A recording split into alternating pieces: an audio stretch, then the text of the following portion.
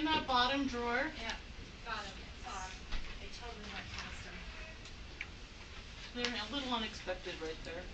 Thank you so much. You're welcome. All right, thank you, Sam. Thank you, board members, for being here. We'll go ahead and open this meeting. It's the Salt Lake City School District Board of Education meeting on March 15th. It's Tuesday. It's 5 o'clock. I would like to entertain a motion to convene a closed executive session for the purpose of discussing litigation, negotiations, and/or property, as well as character, professional competence, or physical or mental health of an individual, and/or deployment of security personnel, devices, or systems. I am open to entertaining that motion now.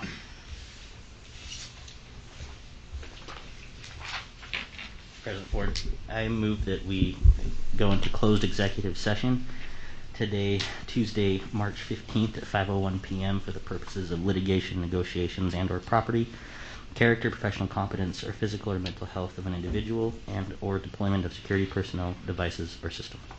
So do I have a second to that motion? I'll second. Second. Okay, a second by Bryce. And any discussion? We'll go ahead and vote, starting with you, Bryce. Bryce Williams, yes. Jenny is excused. She'll be here shortly. Catherine Kennedy, yes. Nate Salazar, yes. Mohan, yes. Melissa Ford, yes. Christy Sweat, yes. All right, we'll go ahead and close the meeting. Thank you.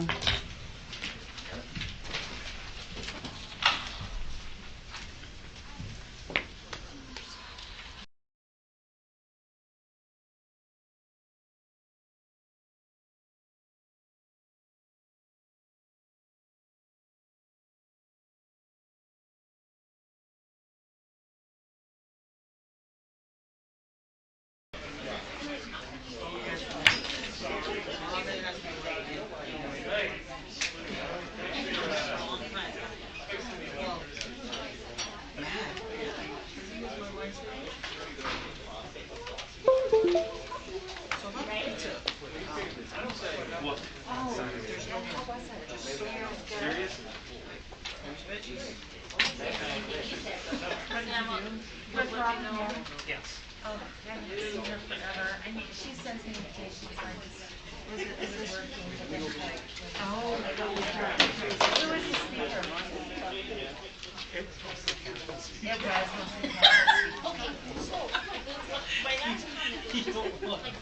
I need to reach out to Robin and ask when to start. She's on our Oh, she's still with us? Well, she's construction business. Yeah, you know that. I love her. I love her too. I mean, I do have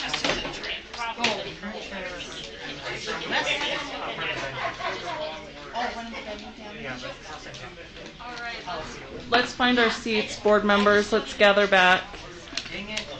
Time to... No stretching.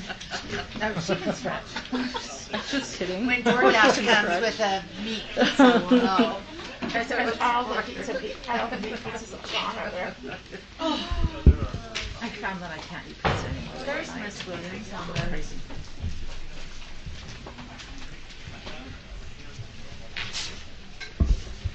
Okay. Awesome. Thank you.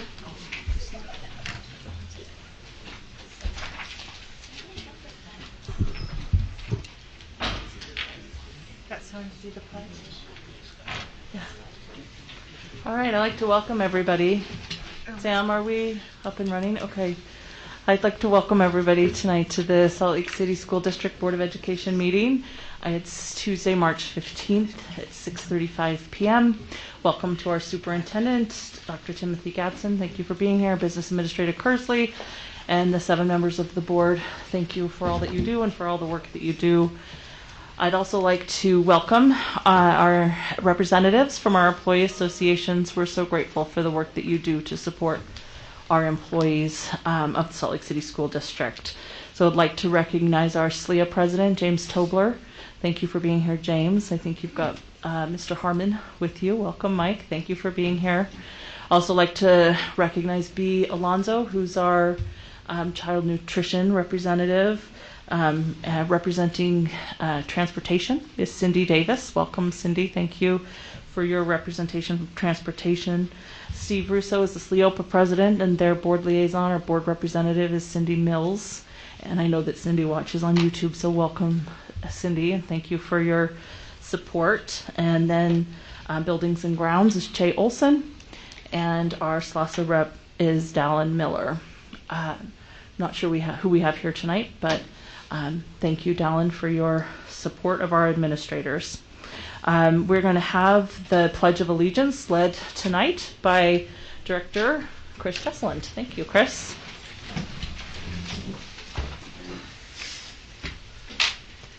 I feel like I need to do ready. All right. I pledge allegiance to the flag of the United States of America and to the republic for which it stands, one nation, under God, indivisible, with liberty and justice for all. Thank you, Chris. Thanks, Chris. So tonight, for recognition, I'd like you to turn your attention to our screen. We are welcoming virtually Ms. Janetta Williams, who's the president of the Salt Lake chapter of the NAACP. She's also a member of our Salt Lake Education Foundation board.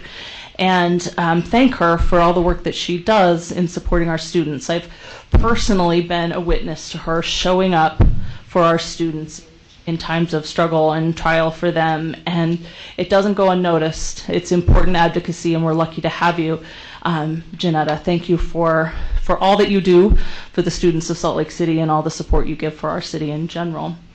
I'd like to give you an opportunity to just address the board for a minute if you've got something you'd like to share with us. And also, I wanted to say thank you for all your advocacy during the legislative session as well, as I know that you worked quite hard on some specific legislation. So make sure you turn off the mute. It's not her. It's not. Yeah. Yeah, it's us.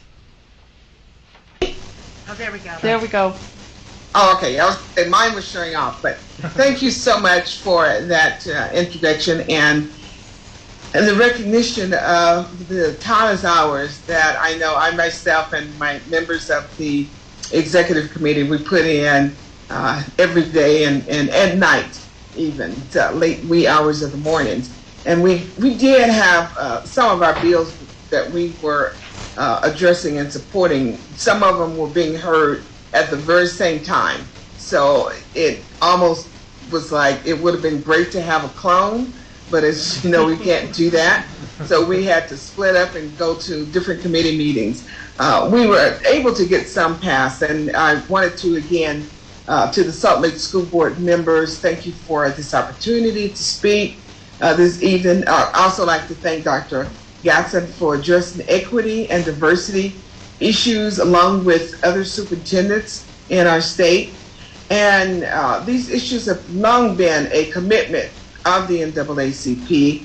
Of course, we were founded in 1909, and so we have a very long history. Equity is part of the solution to address education gaps. Our NAACP Salt Lake branch also would like to invite everyone to attend our education forum Thursday, March 24th from 10 to 12 noon at the Law and Justice Center as we unveil one of the bills that we worked on, which is SB 244, the Ethnic Studies bill that was passed during the 2022 legislative session. This bill had been worked on by community leaders, educators, and others for over 2 years. Senator Kurt Colomar was the Senate sponsor, and Representative Sandra Hollins was the sponsor in the House. The bill passed unanimously out of the committee, and we had great and full unanimous support out of the Senate as well. I'll send over the invite, but this will be our second equity forum that we've had since last month in February, addressing the different issues.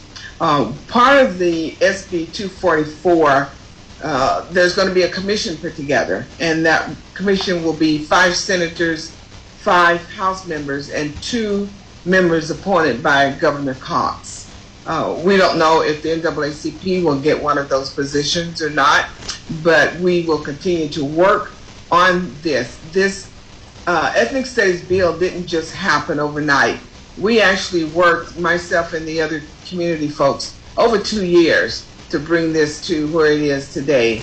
And so we're going to take the same practice that we're doing on this particular bill to the other states that I am over, which is Idaho and Nevada.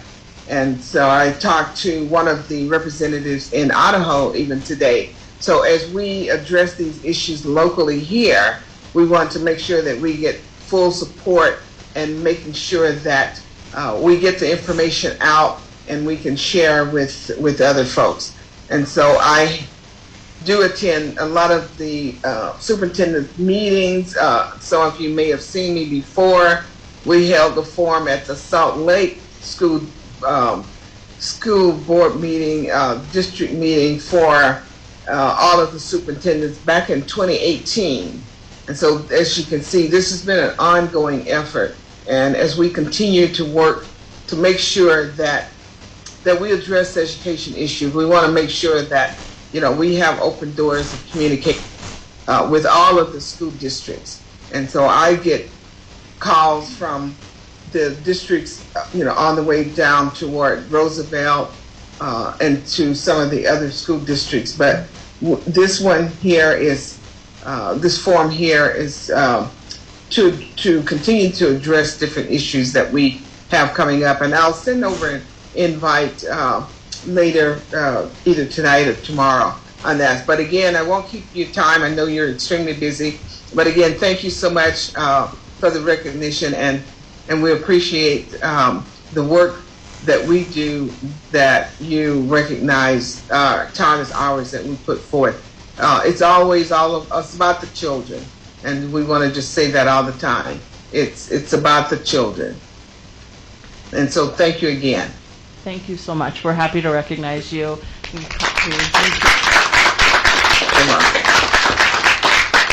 And we will look forward to getting that invitation. Thank you, Janetta Williams. Thank you. Thank you. And I'll go ahead and just leave your meeting. Thank you. You can join us. You're welcome to be here. Thank you. Have a good night. Okay, I just finished another meeting, so I think I'll take a little break. All right, thank you. You're welcome. Thank you so much. Before we move to the consent agenda, I just want to say that I have heard that it is Janelle Rodriguez, who's the principal at Liberty, that is our SLCSD rep tonight, and she's watching on YouTube. So thank you, Janelle, for your representation. All right, we'll move to our consent agenda, and I'm open to accepting a motion on the consent agenda.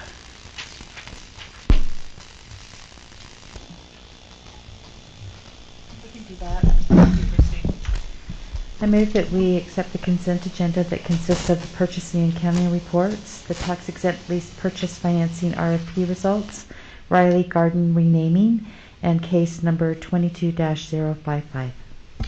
Do I have a second to that motion? Second.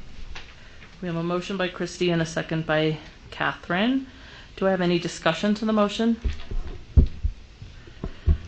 I have a couple of things. Board members, you may have noticed that the purchasing and accounting reports were in a little bit of a different format today.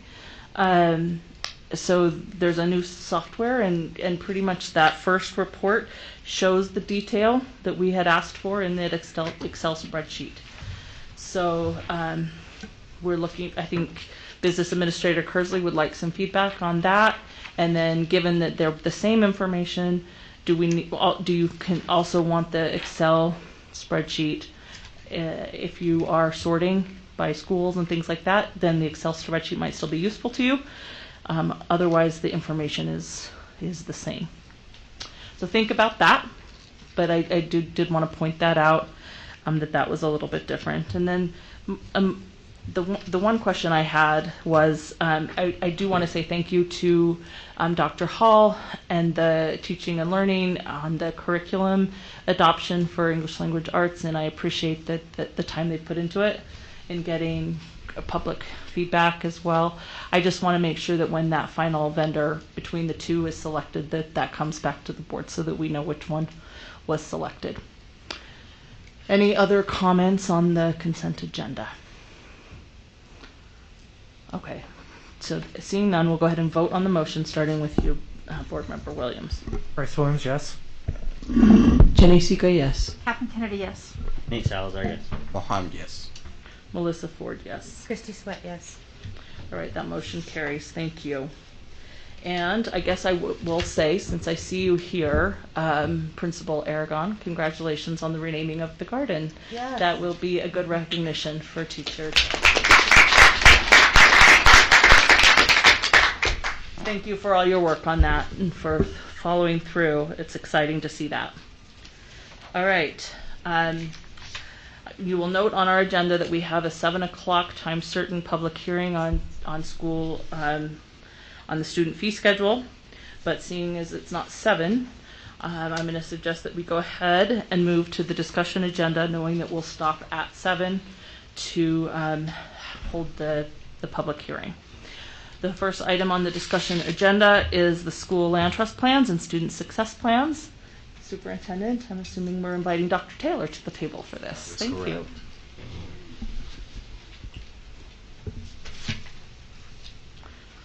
This represents a lot of work, Dr. Taylor, from you and from your team and from the school, so thank you. We have the area directors with us also. Why don't we invite them to come to the table too? Come on down. Yes.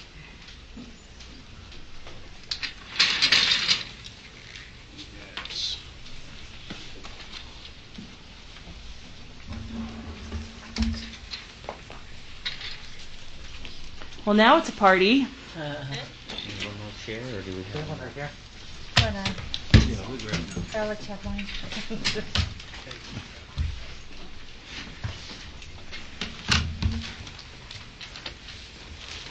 Well, thank you so much for being here. This is a good team, and we're excited to have you here at the board table. Dr. Taylor? Good evening, everyone.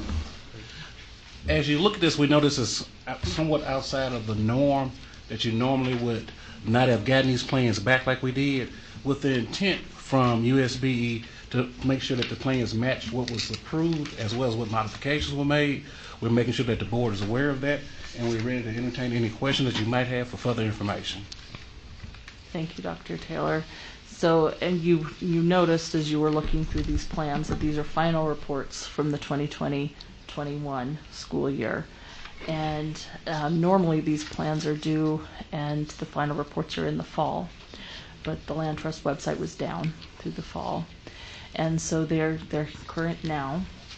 And I know you had each assigned between 10 and 12 schools and an opportunity to look through them. So this is a good opportunity for us to talk about what we noticed as we looked at those final plans as we prepare to see in about a month the plans for next year. And we recognize that the schedule is slightly off. We have the pandemic to thank for so many fun things over the last couple of years, and it certainly put us off schedule just a little bit with Land Trust. As the board will recall, we ended up approving these plans that we're now seeing as final in September, which is about 6 months later than we usually do. And now we're seeing the final plans about 6 months later than we usually do. Is there discussion from the board about what you saw in the plans that you reviewed? Maybe some overarching themes that you saw? I'll go ahead and take my opportunity first. I want to express a huge amount of gratitude to the schools for the work that they did through a very challenging time. And they set goals, and a lot of these plans were written and mostly drafted before we shut down in March of 2020. And then they tweaked them over that summer and we approved them. and several of the plans I read commented that were it not for the land trust money and things that they did in planning, they would have seen bigger regression or bigger problems with student learning outcomes, given the difficulty of the time. And one of the schools I reviewed was Washington Elementary, and they made impressive gains through a very challenging time. So I'd like to specifically thank Washington Elementary for the work they did. That was quite impressive to me. I know that several of the schools commented about the difficulty of tracking their progress because there was an end-of-level testing in that year of 2020. So, or it changed how they were. So they were referring to 2019 data to look at their growth, and I think that provided some challenges. But overall, I was very impressed with the work that that the schools are doing, and I hope that you'll share that with them. Other comments from board members about the plans that you reviewed? Board Member Sweat. So thank you for everyone being here tonight. Seems like we haven't been able to see your faces for quite some time, so appreciate all of you being here and the work that you're doing. I just wanted to comment that, like, for instance, all of us have a different school, so I was just going to take Highland Park. And I was very impressed with the way that Highland Park, having the inclusion piece over at the school, that it's laced throughout the whole plan. And I think that they pay attention, to the professional development, the interaction with the kids. And I just really appreciate how explicit, the plan is around that inclusion piece. And so thank you so much. I was obviously a part of get to hear some of those conversations that was happening over at Highland Park. But I also could see that great innovative idea that we had really come to fruition, through this. And the other piece that I wanted to mention that I saw through a lot of the plans that I was looking at is the PLCs.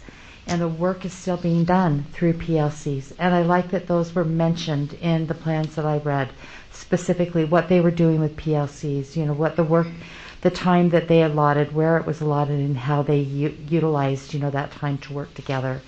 So it was nice to see that laced through most of my schools, that I read through, and appreciated that was still a piece of, the conversation that's going on at the school is that collaboration between grades.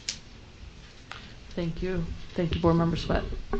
I would just add, I would echo what Christy said so eloquently, and then also add that I really appreciated how many schools really focused on critical academic needs and the action plans that address those so specifically. And many of the schools also had measurable goals, and I really appreciated seeing that and the hard work that our schools are doing and the responsibility they're taking to advance students in our districts.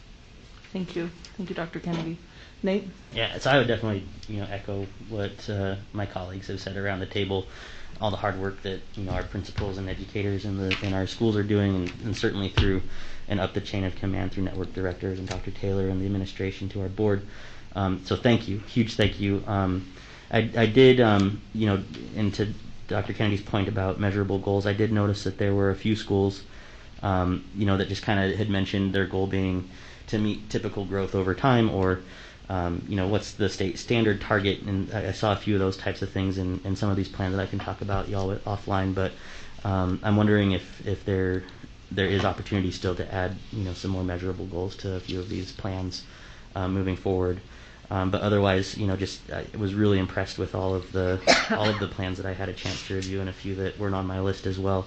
Try to get to as many as I could, but yeah, just thank everybody for the work, and would love to see some evolution and some more quantitative data with some of these goals. And that's good feedback for plan writing for next year's plans. Thank you, Nate. Other comments on plans that you had the opportunity to review? Go ahead. Did you have something you wanted to say, Jenny? No, I just wanted to say thank Do you. a cheer. Just stand up and cheer for Yeah, him. I think we should have a cheer because that was a lot. It was. Did you want to say something? Director, yeah, did you want to say something? Well, I appreciate all of your feedback, and I'm feverishly taking notes because, like you said, we're planning for the next ones. And some of the things that you've all said, we'll make sure that they're in our plans for next time. So thank you for your feedback. Yeah, thank you, and welcome to our district. We're happy to have you. Thank you. You're part of one. Yeah, you're part of one of the best teams in our district. So thank you. I agree. I love them. Thank you. Well, it was a lot of reading for board members, but it's one of our best opportunities to see exactly what's happening in schools, and it's an impressive amount of work. And I'll just reiterate what I said earlier. It's been a challenging time for everyone, but especially for teachers and especially for students. And I love that the focus is still on learning for students and their outcomes, and that's impressive. So thank you. Could I ask one more question, Melissa? Absolutely. So since we have you all here, I think that Dr. Gadsden said something to us 2 weeks ago about exemplary, and looking for exemplary pieces, in those plans. So as we look to next year, and obviously they're already working on their plans for next year, we hear from you of where you feel like, you're seeing those exemplary things or maybe innovative things that you've seen in the schools that you're dealing with, and maybe some things that we can look for, as we read through those plans again, for next year. So I don't want to put all of you on the spot, but it'd be nice to hear from you if you wouldn't mind. Who wants to be first? Go ahead, Becky. Thank you so much. Oh, it's fine. Actually, we're excited about writing our new plans.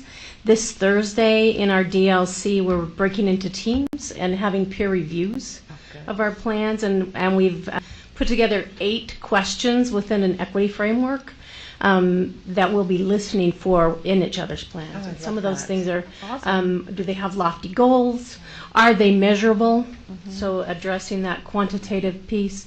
Are there specific action steps that are driven by teachers and by administrators, not just saying, well, the kids will do this and this and this. It's what we will do. An if-then model of if we do this, then this. So those are some of those key things that we will be looking for in those. And excited to do that on Wednesday. Would be great if we can share those 8 questions with you. Ooh, that would would be help. Love to hear awesome. those. That would be Love to hear awesome. those. I'd love that they're equity framework questions. That's important Right. work. Okay. Yes. Thank you. Thank you, Oh, Ms. there goes Goodham. Chris. All right, Mr. Richland, you're up. For me, I think what's been important is to see our principals start to understand the connection amongst the different plans and processes that we are asking them to do. So very often land trust has sort of been this thing that sits in isolation.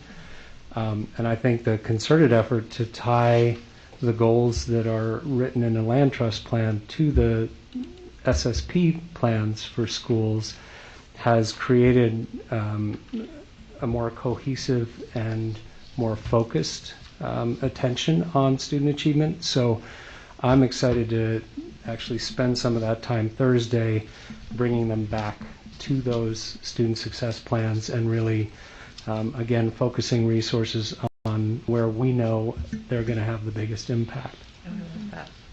Yeah, we've been talking about land trust plans, but we've also reviewed all of those Yeah. school success plans, and that's where a lot of the detail is. And I really appreciate the work that's gone into those, and I love your comment about the cohesion between plans, so that we're not putting them in silos, and we're just focusing on the bigger picture altogether. It's great. Thank you, Mr. Conley. Good evening, board. Thanks for having us here tonight. Good to see all of you. Chris stole mine. I told him exactly what I was going to say, and that's what you heard out of his mouth was exactly what I had practiced and was ready.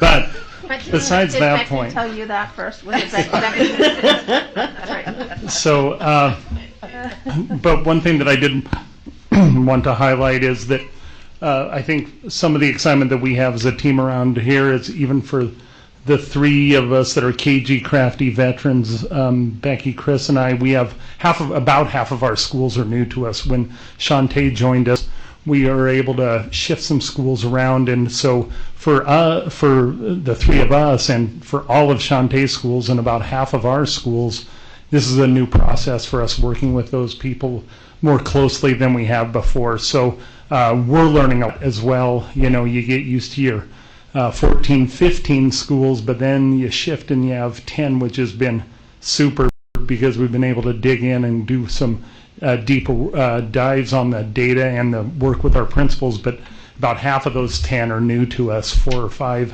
schools for each of us. So we're excited from that standpoint too, the work we're doing.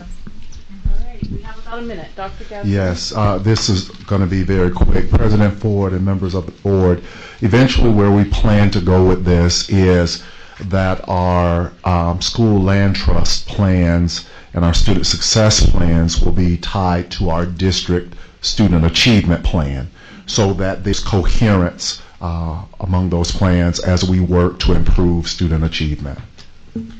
Thank you for your leadership, Superintendent. Dr. Taylor, do you want some final word? A final word. Final word. Well, all of our schools have done an excellent job, but there are 3 that I would kind of highlight as exemplars if you want to get a chance to look at them. If you look at Emerson, if you would look at Mountain View, and if you looked at Parkview, you will see quantitative data embedded in their goals, strategies that are embraced to have an impact on those goals. And I think they can serve as good plans that can be examples that we can use as we train new administrators. Fantastic. Thank you all for being here.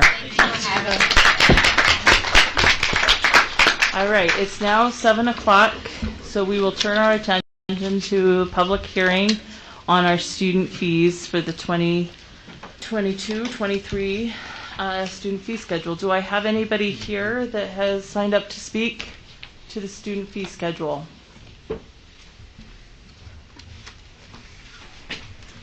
Do I need to give it a full minute? Ms. Kendall?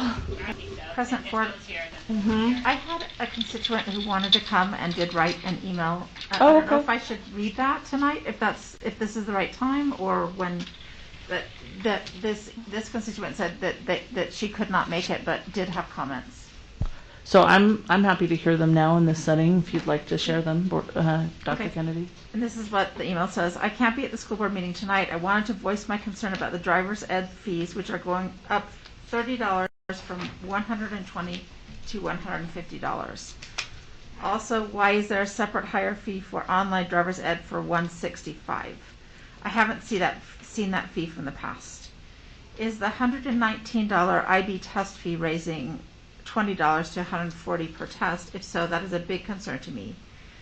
And the seal of biliteracy is a smaller jump from $15 to $20, which is probably okay. So we did ask the IB coordinator, because I had this email about the IB fee, and she wasn't aware of that, the West High IB coordinator. So she said she'd do some research, but that is the information that I have from this. And you'll remember that these fees are the maximum that can be charged, but they can certainly charge less if the test costs less. Okay. Anybody else? Thank you for sharing that, Catherine. I appreciate that. Any other else here to speak to this? All right. Seeing none, we'll go ahead and close the public hearing on the schedule. Thank you. Then the next item up on discussion is the student fee schedule. So we have an opportunity now to discuss as a board the student fee schedule, and I am looking to move this to action, to take action after we discuss on the 2022-23 student fee schedule. So you've all had an opportunity to look through the fee schedule. We've had 2 public hearings on it, as we're required to do. And I will open the table now for discussion from the board about the fee schedule. I would like to thank Ms. Kindle, our Executive Director of Policy and Legal Services. Someday I'll get it right. It's a significant amount of work that you put into this, and a significant amount of training that goes into this. So I Mind asking her to come to the table? Would that be okay, she Christina? loves to come to the table. Look at that face. Did you see that? Turn and face the camera. Did you? Perhaps you could sing a song on your way. I'm just thrilled to be here. So, since President Ford brought that up, could you maybe tell us a little bit about the training that our schools go through, and if there's anything specific that you feel like needs to be changed, or if it works well?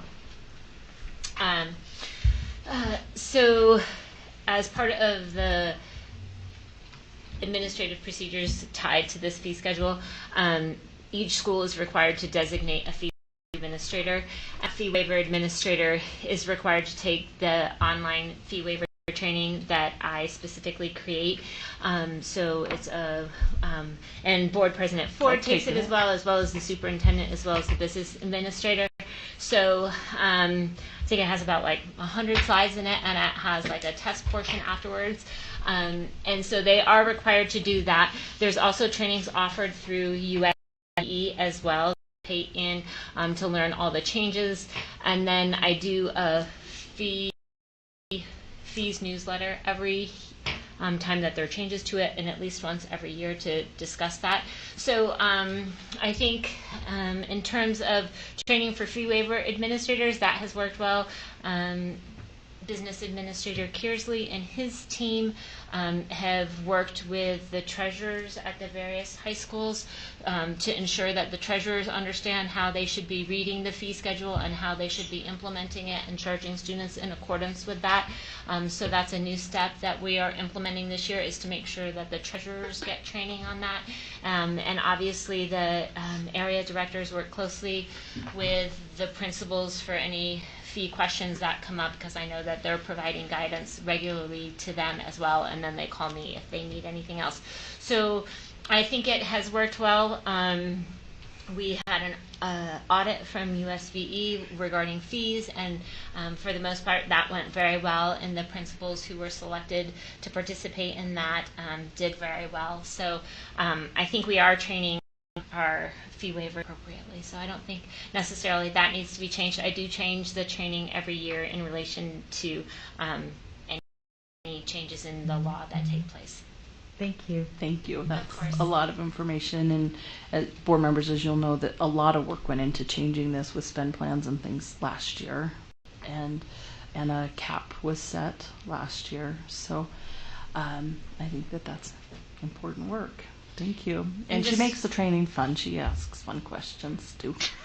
I am fun. And just so you know, the House bill with regard to fees did not pass, so this will be our final fee schedule for the next school year. Yeah, we were just to go there. If that had passed, we would have had to do this all public hearings over again and figure that out, but we don't. So here we are. Fees are always an important conversation at the SECs. You know, the SECs you attend at the high school, I know they always talk about them, and they review this schedule, and they can propose those changes too. So this reflects their input. It's the number one thing that we hear about in the fall as school board members are the fees. Yeah. So many calls. It can be kind of shocking sometimes how much you have to pay right at the beginning of the year. Yeah. So. I was very pleased this year. We had a lot less complaints about our fee schedule than we had in the past, because USB has a tip line that complaints can be made, and those get forwarded to me. But our schools seem to do very well this year. Just notifying people. Well, it's so much more. It's there's transparent. more. Yeah, it is. You know. What I'd like to do, if the board feels comfortable, is entertain a motion to move this to action, and then to take action on adopting this fee schedule. I move that we move the 2022-2023 student fee schedule to action. Okay, thank you, Christy. And second by Nate to move this to action. Any discussion of moving it to action? Seeing none, we'll go ahead and vote, starting with precinct 7. You, Christy. Christy Sweat, yes. Melissa Ford, yes. Mohammed, yes. Nate Salzer, yes. Catherine Kennedy, yes. Sika, yes. Bryce Williams, yes. Okay, let's go ahead and take action on it now. The item on action agenda that we are taking action on is the 2022-23 student fee schedule. I would like to entertain a motion on that now. I move that we accept the 2022-2023 student fee schedule. Thank you, Christy. The motion is that we accept the schedule, seconded by Mohammed. Any discussion to this motion? I'd like to thank everybody for the work onto it, and thank you, Catherine, for sharing your constituents' concerns. Let's go ahead and vote, beginning with precinct 3. Go ahead, Catherine. Catherine Kennedy, yes. Nate Salzer, yes. Mohammed, yes. Melissa Ford, yes. Christy Sweat, yes. Bryce Williams, yes. Jenny Sika, yes. Thank you, board Melissa, member. could we also have Catherine provide a copy to For the Alan minutes. for the minutes? Yes, thank you. Superintendent, do you have anything you'd like to say about the fee schedule? No, thank you all for approving. Well, thank you for your leadership. We appreciate that. Okay. We will now move to the study topics on our agenda, and first up is a legislative update.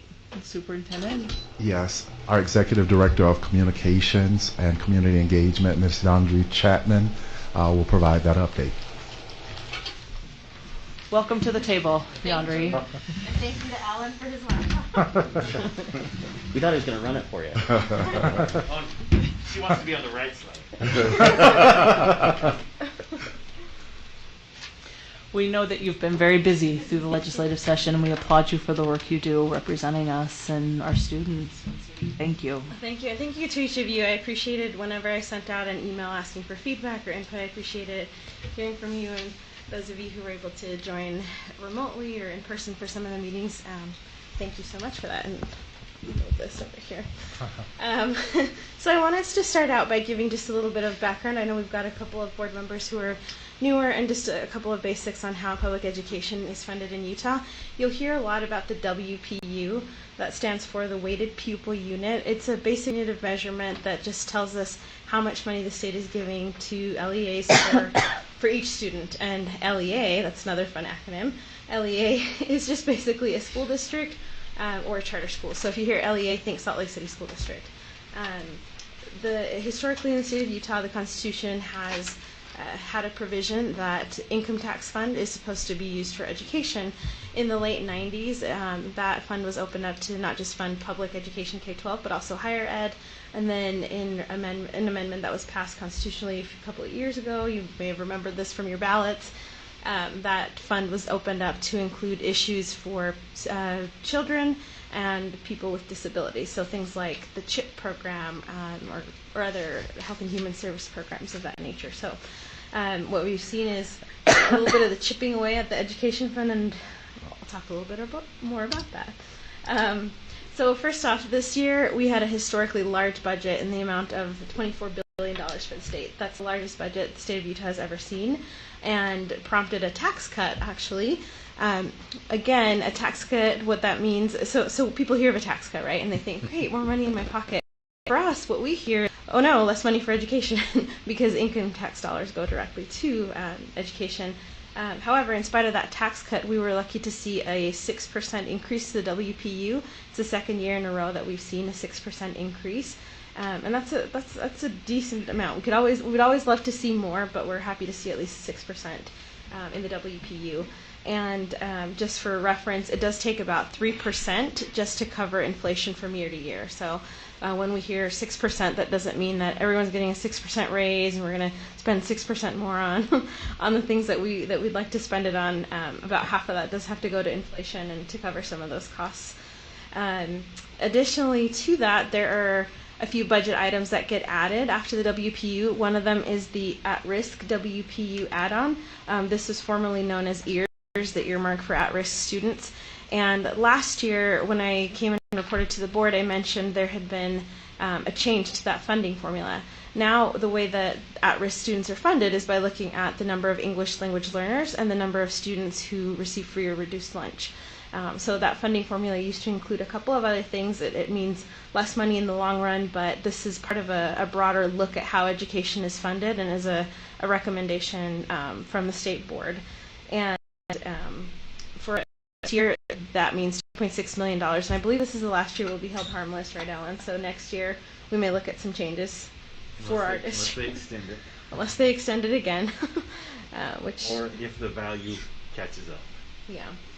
And I'll highlight a couple of the line items in the budget before I get into specific bills, but feel free to interrupt me at any point if you have any questions. Some other things I thought were noteworthy. $12.2 million was allocated for full-day kindergarten in House Bill 193. It is important to note that that's about half of what was originally requested. Originally, that bill would have expanded over the course of 3 years kindergarten so that every LEA would have been able to provide full day for their families. With that funding being cut by half, that means that the funding won't go as far, and the final bill instructs the state board to prioritize LEAs who need it based on their socioeconomics, based on demographics. So TBD whether Salt Lake will actually get some money from that. It also doesn't specify how they will factor in whether LEAs already provide full day kinder, which we do. So that might be taken into account. We might not. So let's not plan on that money, but it's still a win statewide. And if we end up getting some of it, then we'll be pleasantly surprised. $4.2 million was allocated for Beverly Taylor Sorensen programs. This provides a lot of art opportunities for students across the state, and I know in Salt Lake we really value those BTS programs, so it's great to see that funding. There was a line item, this is not attached to any particular bill, but $3.5 million was allocated to create homeless teen centers. This was requested by Representative Steve Elison. We typically hear of him when we hear about mental health issues, Safe UT, that's one of his projects.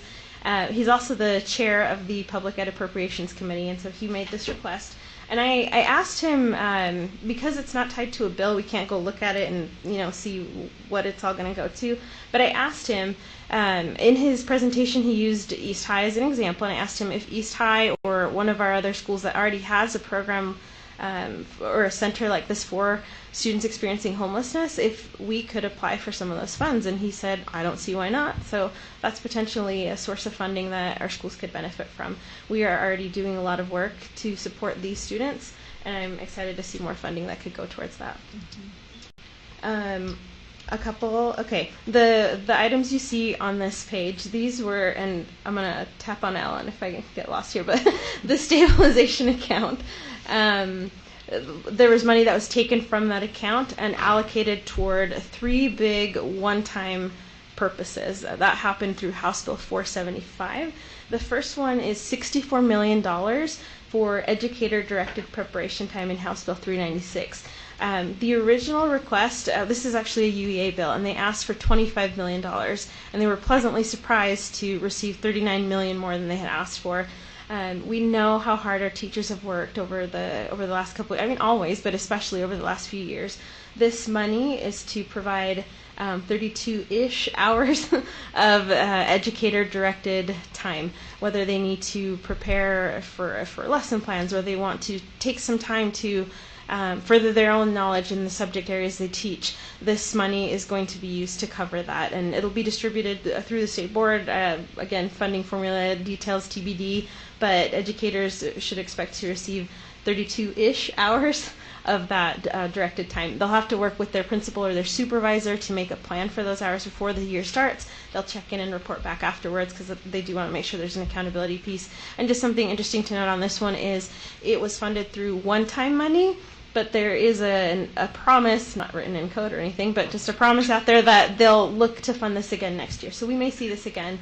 But again, it's more than UEA asked for, so this is a positive thing, even if it ends up being one time. Yeah, Andre, can I ask yeah. you? Yeah. Sorry. Of course. I'm probably going to say the same okay? thing. Go ahead. Yeah. Sorry, we might have 2 different questions.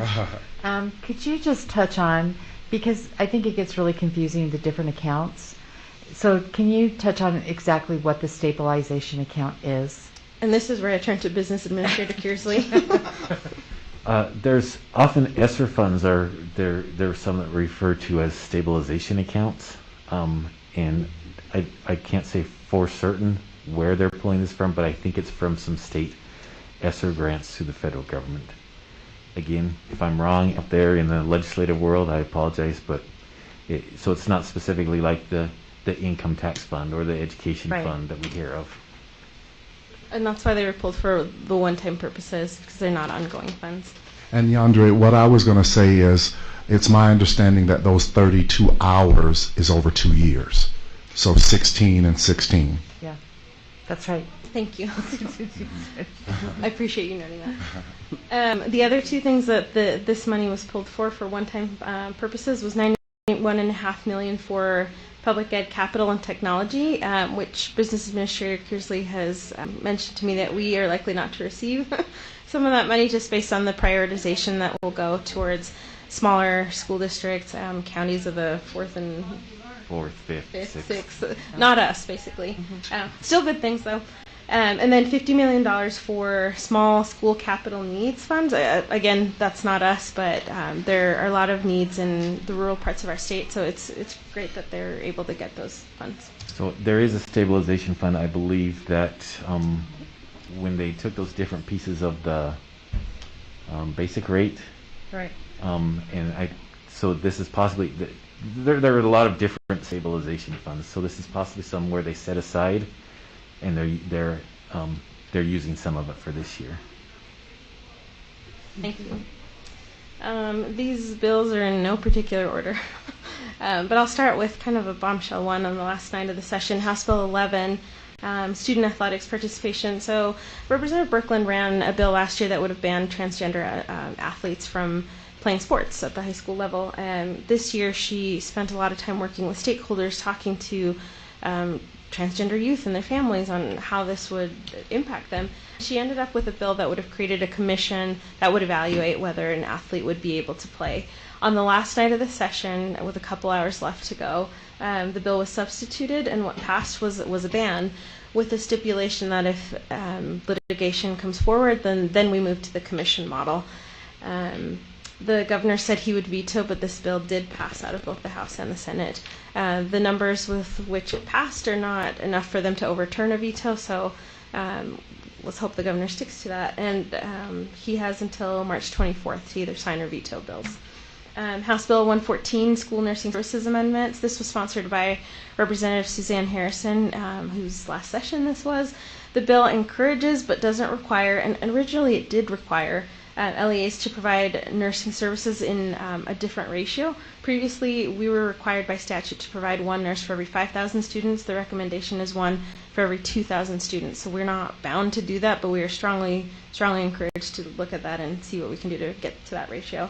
House Bill 193, I mentioned that earlier, the full-day kindergarten bill, and I think I already covered the majority of that one. House Bill 241, school epilepsy training amendments. It was hard to narrow down which bills to put on here, but I put this one on here because it's one more thing for our teachers to be required to do. Starting in the 23-24 school year, they're going to have to receive training every 2 years on seizures and seizure disorders. Anybody who works in a classroom with students will have to receive that training. House Bill 290, School Readiness Amendments. This was sponsored by Representative Karen Peterson and adds foster students as an at-risk, students in foster care, children in foster care, as part of the at-risk category, so they can receive resources. And it also has an important change for early childhood teacher hiring. In the private program, there was a difference on when they had to have their certifications, and I believe that it required that in the second year of teaching, and that was different than what was required in a public school. So now those are on par and gives us a little bit more flexibility in being able to hire certain individuals for early childhood education positions. House Bill 30, Student Tribal Regalia Use Amendments, allows our students who are Native American to be able to wear their tribal regalia during high school graduation ceremonies, and that goes into effect in May, so that will apply for this year's high school graduations. House Bill 374 is one of many bills that came this session that specifically targeted curriculum and what teachers are doing in the classroom. There were so many bills of this nature. This is the only one that passed. It was significantly scaled back from the original. What it does now is essentially prohibits pornography in our schools, which is something we all would hope would be the case anyway. So it is significantly watered down, but wouldn't be surprised if we saw some more of those other bills come back in a future session.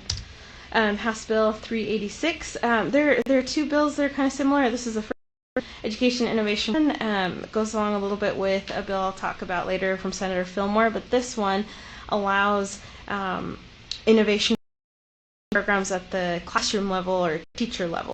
So if Mrs. Smith's sixth grade classroom has a brilliant idea and Mrs. Smith wants to implement a very innovative program that does not comply with LEA board rule or state board rule, then Mrs. Smith can apply based on this bill to be able to have that program in her classroom. The other bill I'll mention later allows district level waivers to take place, but that's the goal. The goal is to innovate, to think outside the box, and to create opportunity for students. House Bill 390, Early College and Concurrent Enrollment Program Amendments. What it does is it covers the cost of early college exams, whether that's an AP exam or a concurrent enrollment exam. It waives that fee for students based on certain demographics, which is great. It provides more opportunities for students. We just discussed the student fees and how high those are. So anything we can do to alleviate that burden for families is important. House Bill 428, School Safety Amendments. This was sponsored by Representative Hollins, who is one of our reps, and she called this Izzy's bill. A lot of you, I'm sure, heard about the tragic death by suicide of a student in the Davis School District, a 10-year-old. And this bill, the goal of it really is to decrease tragedies like that, to make sure that we're really looking and reflecting on what we can be doing. What she has asked us to do is to use the school climate survey and to add demographics in there so that we're not just looking at the incidents of bullying or harassment or hazing or retaliation, but looking at who that's happening to. And so what will be needed from us is for Dr. Amio's department to add questions about demographics so that we can look at that data and really hone in on who's hurting and how we can best support them. And this bill had broad support and passed out of both chambers. House Bill 443, Utah Inland Port Amendments. We've talked about the Inland Port every year for the past 4 or 5 years. Lost track now. But this bill reworked the makeup of the board. It was an 11-member body, and that was cut significantly back to 5 voting members. 2 of those will be appointed by the Senate President, 2 appointed by the Speaker of the House, and then there are 3 non-voting members. In those changes, the goal, when I spoke with the sponsors, was that they wanted to take the politics out of this. They wanted to have people who are part of business and logistics and who know the industries to which the port relates, to be able to move that forward, because it really hasn't over the last few years. So Salt Lake City lost its voting seat. I believe they are a non-voting member, and this bill had the support of Mayor Mendenhall, who actually co-presented with Representative Schultz when the bill was heard in committee. Christina mentioned House Bill 211 did not pass. School fees amendments. There actually was broad support for the concept of this, of not charging fees to our families, but there was never a line item that was added in the budget to help us cover the cost of this. And so essentially this would have been an unfunded mandate, and that part did not have support. So the concept has support, there just wasn't funding for it. So I'm sure we'll see this come up again, hopefully with funding in a future session. House Bill 298, and sorry, I forgot to mention these bills that did not pass. This one was actually brought forward by 6th graders from Emerson Elementary and did not pass. It died on the board on the last night of the Senate. What that means, if you haven't had the joy of being at the legislature late into the night on the last night, is that there just are a lot of bills and they have to end by 11:59 p.m. So if they don't get to them and they're still up on the board, then they just die and go away, and all the work you did on them just goes away. So these students worked really hard, gave an incredible presentation in committee, and unfortunately the bill they just didn't have time to get to it. It's not that there wasn't support, it's just that they ran out of time. House Bill, yes. Yeah, and so Senator Kitchen and myself and some other teachers, we went actually to the classroom. The students are so fantastic, they were just excited. But also, they expressed concern. Why didn't I pass it? Why? I mean, it's just like a simple question. But, Senator Kitchen was able to explain to them the process and, and that it's going to be, again, in the next year's session. Yeah, and they really were impressive. They received questions and were able to answer all of them. I was really impressed with how polished they were. Yeah. House Bill 331, the Hope Scholarship Program. This bill failed, but I'm sure it's going to come back. This would have created a $36 million voucher program for students to attend private school. And this is the most support I've seen for something like that in recent years, so I have no doubt that it'll be back. It was supported by the Speaker, the Majority Leader, most of House leadership, essentially. House Bill 422, School District Voter Eligibility Amendments. This is the one I like to call Dotty's bill. Apparently that bill failed this year, but Dotty, we know, has assured us it'll be back. Okay, and then these last two bills. House Bill 463, changes to education governance. You may remember last year at the end of the session, we were scrambling a little bit when we heard that this bill was coming out. This bill would have created a process whereby parents or other stakeholders could have appealed a decision passed by a local board and would have given, essentially given the state board power over your decisions to overturn them. This bill looked very, very different this year, but it did not gain traction like I thought it would. It came out at the very end of the session. You saw a version of it early on that was very different from what actually came out. We were able to give a lot of feedback, but ultimately it didn't get traction. I don't know if we'll see this one again. We may or may not, but we appreciate Representative Waldrop being open to our feedback as that moved forward. House Bill 478, tax rate reduction, did not pass, and this one's very wonky, so I won't get into all the property tax pieces of it. Essentially, 4-ish years ago, there was a change that was passed to the way education is funded, and a couple of things were changed. One, in the property taxes, the basic rate, state basic rate, was frozen, which means that when, and help me if I'm getting this wrong, Alan, tax is not my forte, but essentially there's a property tax rate, and when it's frozen, that means that we don't adjust. So if your home value goes up in price, previously the rate would float down, so your taxes weren't going up too much. We've seen home values increase significantly in the last few years, and this is what prompted Representative Last to put this bill forward. When that bill passed, freezing that rate 4 years ago, it was with an expiration date of 5 years. So next year, this is set to expire. What this also means is that the Teacher and Student Success Account, which provides money directly to our schools, will lose a source of funding. So the bill didn't pass this year, but it's supposed to expire next year. So we should keep that in mind as we look at budgets for next year, that we likely won't have this source of funding. Okay, now on to Senate bills. Senate Bill 136, Air Quality Policy Amendments. As part of the inland port legislation, there's a requirement to have environmental impact studies. That hasn't happened, and so this bill just essentially holds them to that. That holds the Department of Environmental Quality to be able to do that, to create specifically a diesel emissions reduction plan, and making sure that the people who live in that community, which are our students and their families, aren't negatively impacted like they could be by those environmental factors of the inland port. Senate Bill 170, election amendments. I bear it because it does affect the filing period for you. It did this year. The filing period was moved back a week, and then starting in 2024, rather than having the filing period be in March-ish, it'll be in January. So January 2nd or whatever the first business day is. After that will be the first day of the filing period. So just something to note for the future. Senate Bill 191, regulatory sandbox in education. That's the other bill I had mentioned. So this one's the district level innovation plan. The other bill was a classroom teacher school level innovation plan. Essentially, we can innovate at all levels. 127, early literacy outcomes improvement. This one was sponsored by Senator Milner, and it creates a comprehensive statewide early literacy program. So that coordination piece will be really important. Senate Bill 244, we heard from Ms. Janetta Williams earlier about that bill, and it requires the state board to incorporate ethnic studies into the core standards for Utah's public schools. Again, the details will be determined by that commission, likely by state board guidance as well, but that's a great thing to see.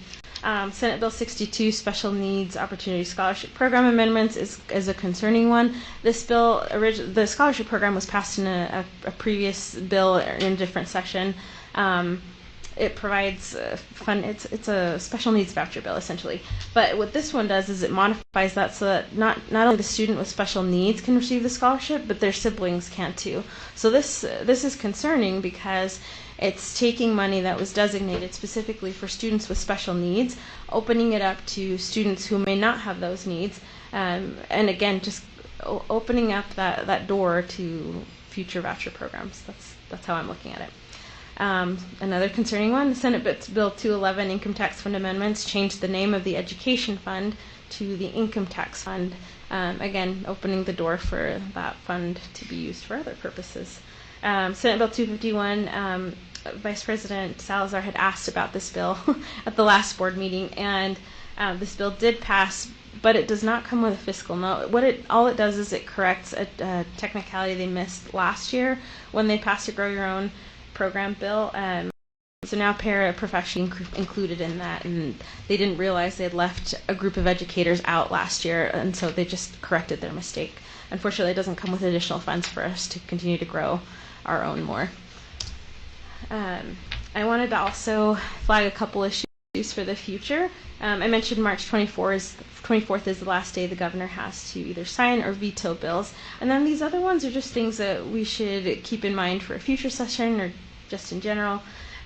This year there wasn't a specific bill, but there was a lot of talk about changing the funding formula for education. The Speaker and Senator Milner came to a JLC meeting and presented to the superintendents and state board members about what that might look like. And there was definitely a lot of concern among the public education community, and I think the lobbying efforts were effective, and nothing came through this year, but we will see this in the future, and we should definitely be keeping our eye on that. I believe that it's safe to say we'll likely see a school voucher bill again in a future session. I hope we'll see full funding for full-day kindergarten in the future, and I'd also like to flag, you should probably keep an eye on the Inland Port Authority Board. When those new members are named, I will let you know who they are. And I spoke with Representative Schultz about the fact that we'd been having conversations for a number of years about how the Salt Lake City School District can have a voice in that process as the largest stakeholder, and when we're looking at the property tax dollars. I do think that's something that should be considered with the changes that were made to the board and reducing the number as opposed to adding more. It wasn't a year for a school district seat of some sort, but I did talk to him about opportunities for us to have a voice. I know there have been subgroups and subcommittees created in the past, but those haven't really been active, and I mentioned to him that we'd love more than a token role in that process. So I hope to continue conversations with him and be able to share information on how that impacts us. And that is all I've got. What questions do you have for me? Questions from the board? Not really. Yeah, go ahead, Bryce. Not really a question, but more of a thank you. I really appreciate you just keeping us up to date. Going through that legislative process is very daunting, at least for myself, and you just beautifully laid it out for us to follow, so thank you. Thank you. And I'll share this in the final spreadsheet with you all through email as well. Yeah, and this will be attached to the minutes. And I would just echo what Bryce says. Yandri does a big push during the legislative season, and many of us don't see the fact that she attends GLC, she attends the legislature meetings, she attends committee meetings, all sorts of things, and she's got another job beyond that at the district, and I just want to thank her for the work that she does. Thank you. I want to also, sorry. No, go ahead. I was just going to say that this year I brought school administrators up with me a lot more, and I really enjoyed that, and I think it really helped our efforts to have those voices in the room as we were talking to sponsors and making our case for what our students needed. So I wanted to also just publicly thank those administrators and all of them. I took a lot with me, and there were a lot more who made themselves available to me. I had a little committee, and when I needed thoughts on a bill or feedback, I would email and quickly get responses from them. So I appreciate the team effort this year. That's awesome. Sorry, Board Member Sweat. Go ahead, Christy. Oh no, you didn't interrupt. I was waiting for you. I think that I'm just going to echo, what Bryce and Catherine said, that I appreciate you being at JLC with us. There were several times that we put her on the spot to say, okay, write something up really quick for us that we can respond to. But there were a couple of things, Yandri, that maybe you could speak to. I think that what could we do differently, to look at Dottie's bill? I thought that it was, in a sense, there was some disrespect, that went on in that committee meeting. So how could we help support that a little bit more? Because I think she wants to bring it back again next year, as you said. I think that on your concern list definitely should be the change of the education fund to the income tax fund, and that raid that they tried to look at, kicking open the door to using more of that money. So maybe, and I know not everybody was a part of that conversation, but that was a significant stoppage. But yet, I think, didn't they say they were going to bring it back this summer? Is that right, Ellen? I believe so. Being discussed over interim. So maybe go over those two little things a little bit. What the impact is for us. In regards to that change of the education fund, and then is there anything differently that we could do to help support that bill with Dottie? Yeah. So with Dottie's bill, as I'll continue to call it, I think relationship building with other board members, and that might be a place where the 7 of you could be helpful with that. As you meet with other leaders throughout the state, having conversations about what their concerns truly are. I think what we've heard is they're concerned that students aren't mature enough or won't be educated enough. And I mean, I think we see that in the general voting populace already, and I think we see that students are driven and talented and eager to be engaged. They just need the opportunities to do that. So maybe conversations among you, and maybe continuing to talk to legislators. If we really wanted to push for that, it might even be worthwhile to have opportunities for legislators who are not from Salt Lake to come and talk to students in our schools. Maybe rather than having a legislative breakfast, we hold a legislative afternoon event, afternoon snack. Thank you, and have students present and involve them in the process earlier on than just during the legislative session. Those are some things that just come to mind quickly. And then your other question, so I'll explain what interim means. In theory, we're supposed to have a part-time legislature that only meets from January to March over 45 days. But over the last few years, especially when they changed and allowed themselves to call themselves into session, that's a new ability in the last couple of years, we see a lot more meetings over the summer and fall, when typically they should just be meeting primarily through January through March. So when they say that they're pushing something to interim, it means that they will be meeting throughout the summer months, throughout the fall, to talk about this issue. So I'll continue to go to legislative meetings even though the session has ended. There will still be more meetings, usually at least once or twice a month. So I'll continue to participate in those meetings, and I'll make sure I bring back anything that I learned to the board. And as far as the opening up of that, a lot of us were concerned when the constitutional amendment passed that this is exactly what would happen. The changes that were made in removing that constitutional protection, what education received in exchange was a lot of money, but money that was guaranteed by a bill, not in the Constitution. So that's something that can easily be changed by a future group of legislators, and that's where the concern lies, that we're already seeing that, and it's only been a couple of years. 2020, right? Year. Yeah. It was Right. a year. 2020 was the election year, and then it was implemented a year ago. Right. So a lot sooner than some of us thought we'd see that. So that's why that's concerning. And I'll bring back information that I learned in those interim meetings. I think the change of the name is significant. To no longer have the education fund. Yeah. Now it's called the income tax fund. Yeah. Is alarming. I think that obviously we took a stand against Amendment G as a board, with the fear that something like this would happen. So I really appreciated us standing up and saying that in that meeting, that was something that we were really disheartened about. Mm-hmm. But I also appreciated hearing that the governor wasn't completely on board with it either. So that was good. That was unprecedented, by the way, to have him come to a JLC meeting and just have this open forum with all of us. It was very unprecedented. So appreciated, that we had those opportunities. So thank you, Yandri. Thank you. Are there questions or comments for Yandri? thank you for the work you do. so much. And thank you to board member Sweat and Kennedy, and Catherine is our JLC rep, and Christy on the national board. And thank you to Business Administrator Kersley for attending those meetings, and Superintendent, thank you. And I know everybody was involved. It's impressive, Yandri. Thank you for the work you do to support our students. All right, next up on the agenda, we have the Student Achievement Plan. Superintendent, we invite Dr. Mackey. Yes, our Executive Director of Organizational and Strategic Leadership, Dr. Kimberly Mackey, will present our timeline for completion of the Student Achievement Plan. Welcome, Dr. Mackey. We're happy to have you here.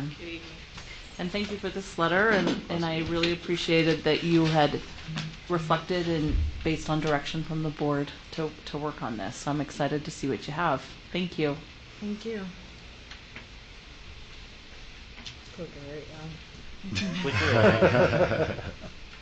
Last time I had an issue. So good evening, President Ford, Vice President Salazar, other distinguished board members, and Superintendent. So yes, President Ford and board members, we wanted to take the board's direction from the February 15th board meeting, 15th, right? And the dates are all going. It's like I've only been here a month and a half, but been working really hard with my colleagues, so I appreciate that. But moving forward, taking that direction and also considering the work that has already been done with our Student Achievement Plan, I was able to put together, in consultation with the superintendent and cabinet, our plan for moving forward. Here we go. So the current status of our Student Achievement Plan was, this board was provided with a presentation on January 18th by Dr. Tiffany Hall and Dr. Lee-San Taylor. The documents that were attached to the board minutes were the Student Achievement Plan from 2016 to 2019, and those were updated with status. And those status were either indicated as completed, ongoing, or not met. Reviewing that plan and further board direction, in the presentation that was provided to this board on February 15th, the board indicated that they wanted us to continue meeting the goals in that Student Achievement Plan, specifically the key performance indicators or KPIs that were listed in that Student Achievement Plan. The board also wanted updates on the Student Achievement Plan, and it became or was a standing agenda item at that time. Again, in that February 15th board meeting, we were presenting a strategic plan in juxtaposition to that Student Achievement Plan. And again, the board directed the superintendent and district staff to continue with the current Student Achievement Plan, also directing the superintendent and district staff to develop the timeline and action plan to move the work forward. And board members expressed interest in collaborating on that work and again, moving the work forward. And so here we are, after that consideration, further research on my part, further collaboration with, again, the superintendent as well as colleagues and district staff, we've come up with 9 teams to move the work forward. And so that identification happened because in looking at the goals that were in the current Student Achievement Plan, as well as thinking about how we wanted to move this work forward for our district from this point in time, and typically any kind of whole plan takes about 3 years, so we were looking from this point in time to 2026, which you will see later in this presentation, and based on feedback from our colleagues and our other department leads and other executive directors, we decided to have these 9 teams to represent the strands of work that it will take to produce a cogent and coherent student achievement plan that will achieve those goals. So we have our first team, and these are just the teams and the team leads. So our first team, Budget and Finance, the team leads will be Alan Kearsley, Christy Hart, and Ryan Hunt. We have Technology and Instructional Technology, which will be led by Sam Quantz and Logan Hall. Logan Hall is getting back to some work that he did previously with that, so we hitched the two of them together. Then we have assessments and evaluation, which will be done by myself and Dr. Amio. Teaching and learning, or CNI, curriculum and instruction, will be led by Dr. Tiffany Hall and Paul Schulte, who will also be returning to his roots with instruction. Communication and community engagement will be Dr. Johnson White, Yandari Chatwin, James Yapias, and Dr. Berenice Gutierrez. We have early childhood, which we have the wonderful Audrey Powell and wonderful Holly McIntosh that will be working together on that. The next team is educational equity and advocacy by Dr. Chandra Buendia and Christina Kindle. And we have family and school collaboration with James Yapias and again, Dr. Gutierrez. Then we have student success, which will be Dr. Taylor, Mindy Holmville, and Emily Sutherland. So those are our 9 teams. And again, this was established to make sure that we were able to capture all of the strands of work and all of the departments that will, again, strengthen what is currently in our student achievement plan, but also think through how we can move the work forward and think about all of the things that we say are priorities, but narrow them down to priorities that we can accomplish in those years. So we have expectations for those student achievement teams. So the expectations for the teams will begin with an orientation in the beginning of April. So at that orientation, we will establish expectations for work, deliverables for each team. Again, talk about team composition, because what I showed previously were just the leads, but those teams will of course encompass other members to help with the work and also the brain sharing. And then we will also have triangulation meetings, which have mandatory attendance. Triangulation meetings will be when those team leads come together to discuss the work that has happened in their committees. And we can talk through and about how work in one department might need to be supported by work in another department, so that we can begin and use that time to talk about what else may be needed to accomplish the goals that any set committee may say that they need to work through. And we heard a little bit about that at our last board meeting from colleagues who said, you know, if I'm working in teaching and learning and I have this priority, I still need to work with other departments to get that thing done.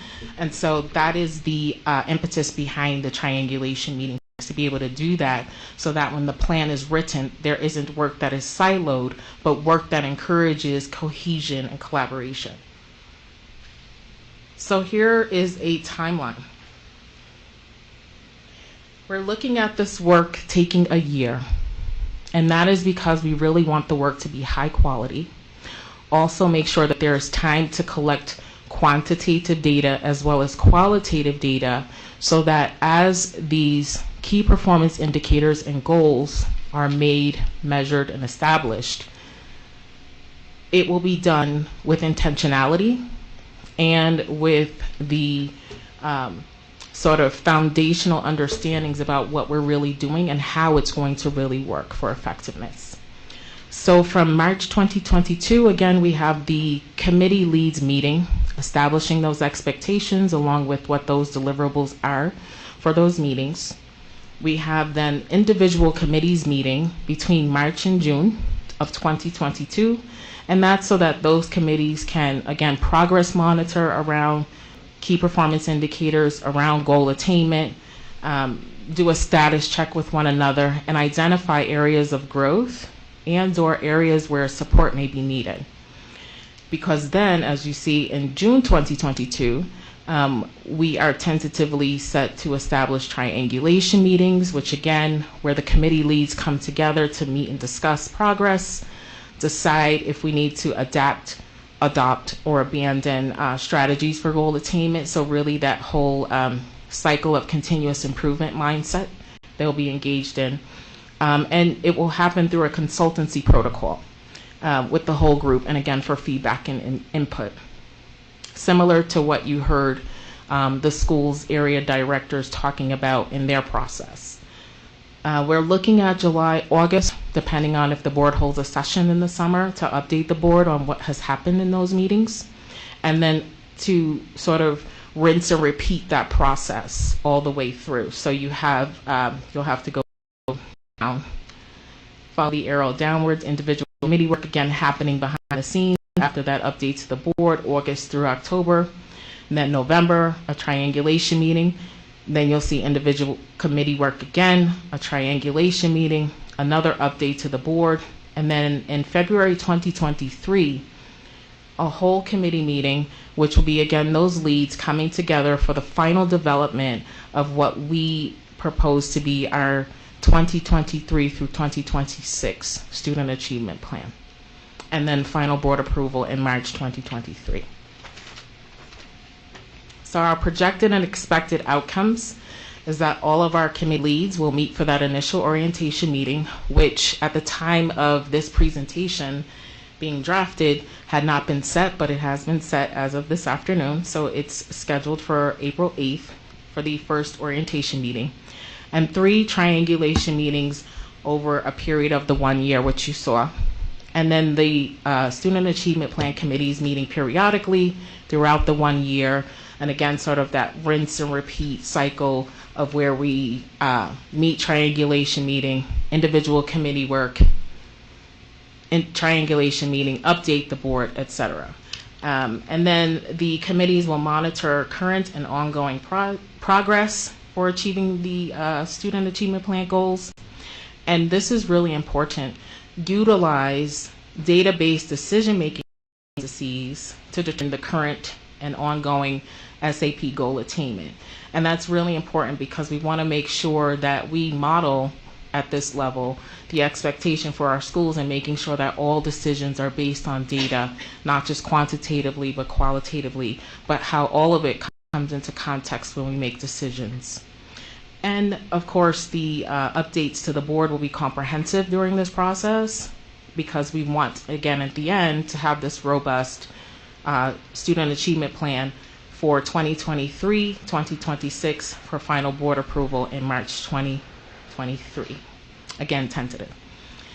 And so next steps will be to establish the dates. Again, I already said as of this afternoon, we have an orientation meeting date already scheduled. The next will be to schedule those triangulation meetings. Committee leads will establish their individual committee work meetings, again, depending on who's on their teams to be able to do that. And we also want to know which board members are ready to join one of those 9 teams. So those are the 2 sort of right here, right now, next steps. And any questions? Thank you, Dr. Mackey. Very shorter than last time. Yeah. But a lot for More us to concise, think about. yes. Yeah, thank you. No problem. So, board members, questions for Dr. Mackey? Looks like there's 9 committees. Are you looking for us to be like one on each committee? We can't have more than 3 per committee, but right. You just want us to let you know which ones we want to. Right. That would be board discretion. Go ahead, Superintendent. We would leave that up to the board on whether you want to participate on all, which would mean doubling up on the 2 that are more than the board. Whether you want 2 or 3 or 1 board member on each committee, we wanted to leave that up to the board to decide. Mm-hmm. All right, so something for board members to think about and look at, and your own schedules to think about how you want to participate, where you'd like to participate. Other questions for Dr. Mackey? I can bring back the committee page just for deliberation. That's helpful. And we can have this attached too, so Absolutely. We'll see this. Do I get paid? Jenny Seco.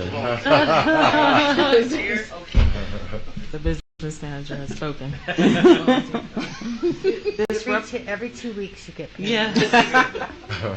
This represents a lot of work for a lot of people. Absolutely. And I appreciate your leadership in it. Thank you. I hope you'll also let us know, other than signing up for these committees, what we need to do to support this work. Absolutely. How soon do you need us to sign up? Our first orientation meeting is April 8th, Okay. so the committee leads would need to know who would be on their team, if you will, by that time.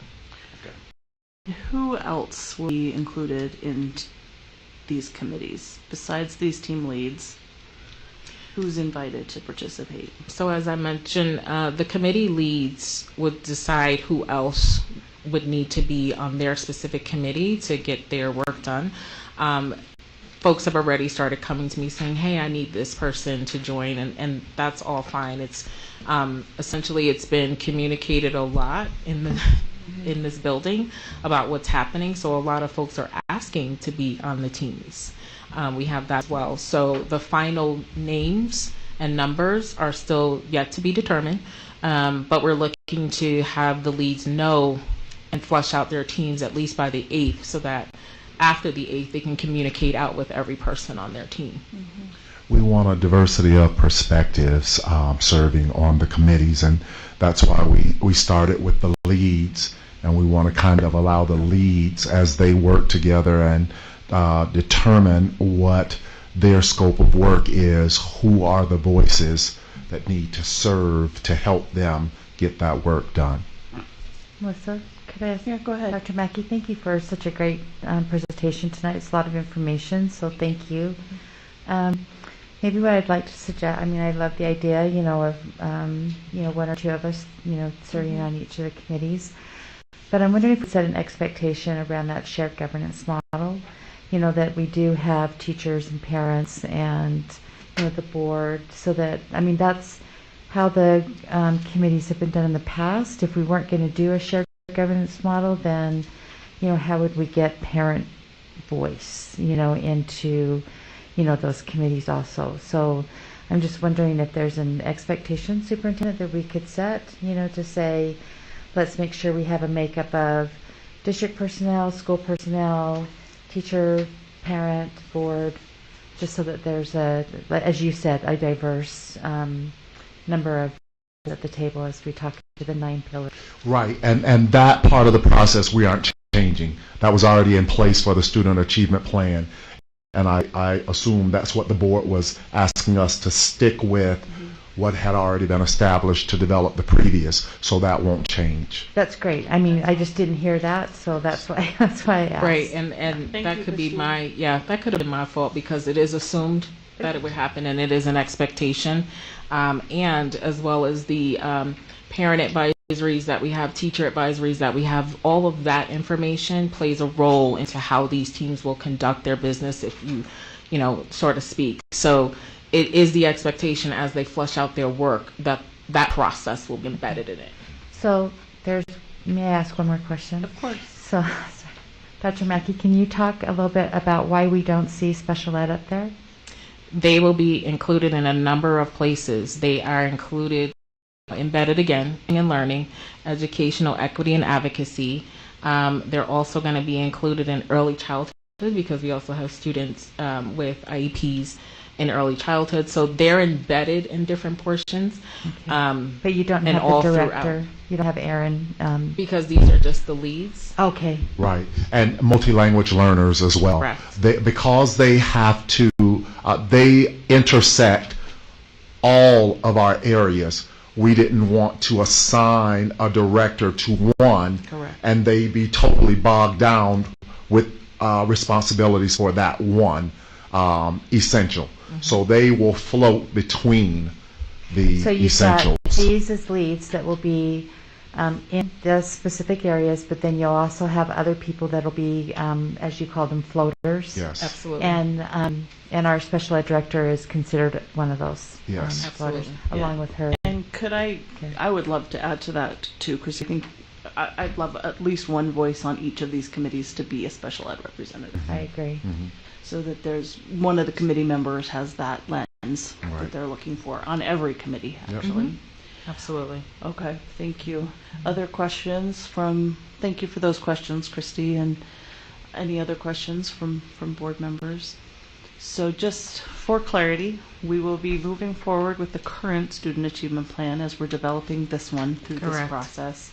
Correct. We're asking board members to look think about your time and commitment level and ability, and reach out to Dr. Mackey in the next week or so, or two. You're right. and talk about what committees you might be able to commit to. Yes. I think having a board member on every committee would be great.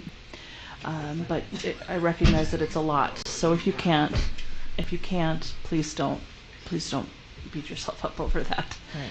Do what you can do. Jenny, you want 3 committees? Is that what you said? She wants to go to all of them. I'm ready. I was picking teams. He already wanted me on his team. Awesome. Okay. So was there something else you needed from us? Like your second to last slide.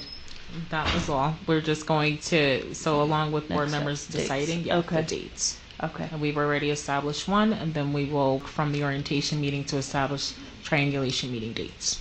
Well, this is exciting to me. It Thank you is. for this presentation. You're And welcome. you've done a lot with your 6 weeks here. How about so that? Thank you. That's right. Thank you. Dr. Gadsden, did you want to add anything to this or to this process? No, we just wanted to, if there's our district student achievement plan, we wanted to make sure that we have all hands on deck. So you will see that we are aiming to be very inclusive in this work and constantly look to see which voices are not at the table. I appreciate that. Thank you. Thank you, Dr. Mackey, and thank you to your whole team. Yes. Because it's a lot of work for a lot of people. These are my colleagues. Yes. Thank you.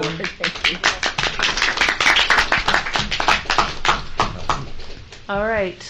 Up next for study is the district employee survey that was deployed in December.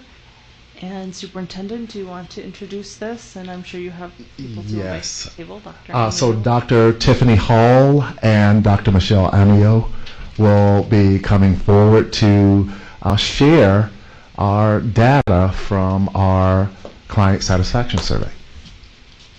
Welcome to Dr. Hall, Dr. Amio. This is a great team. Thank you for being here. Appreciated all the information that you shared with us. It was a lot, and as I was reading through it, it occurred to me that this was a significant amount of work for you. So thank you, you and your department. Thank you. Don't worry, Dr. Hall was part of it. I dragged her into most of it. She made the slideshow. I'm the slideshow. I clicked too. No, I have a really well trained team, and so I wasn't the only one working on this. So I won't take credit for that.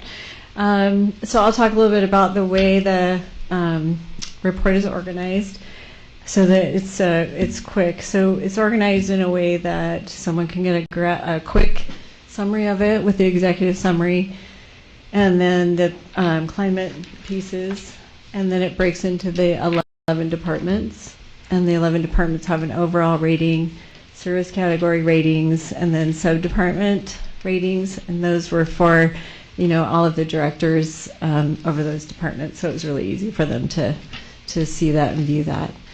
So the executive summary is what I'm going to go off of, and I'll look at the slideshow that Dr. Hall made for me. Just slow. Okay. So the purpose of this survey was to just get an idea of how well the district office provided support and service to all of our district or all of our Salt Lake City employees. It was also to gauge the perception of climate at the district. So there are 2 parts to the report. We had a total of 3,638 surveys deployed.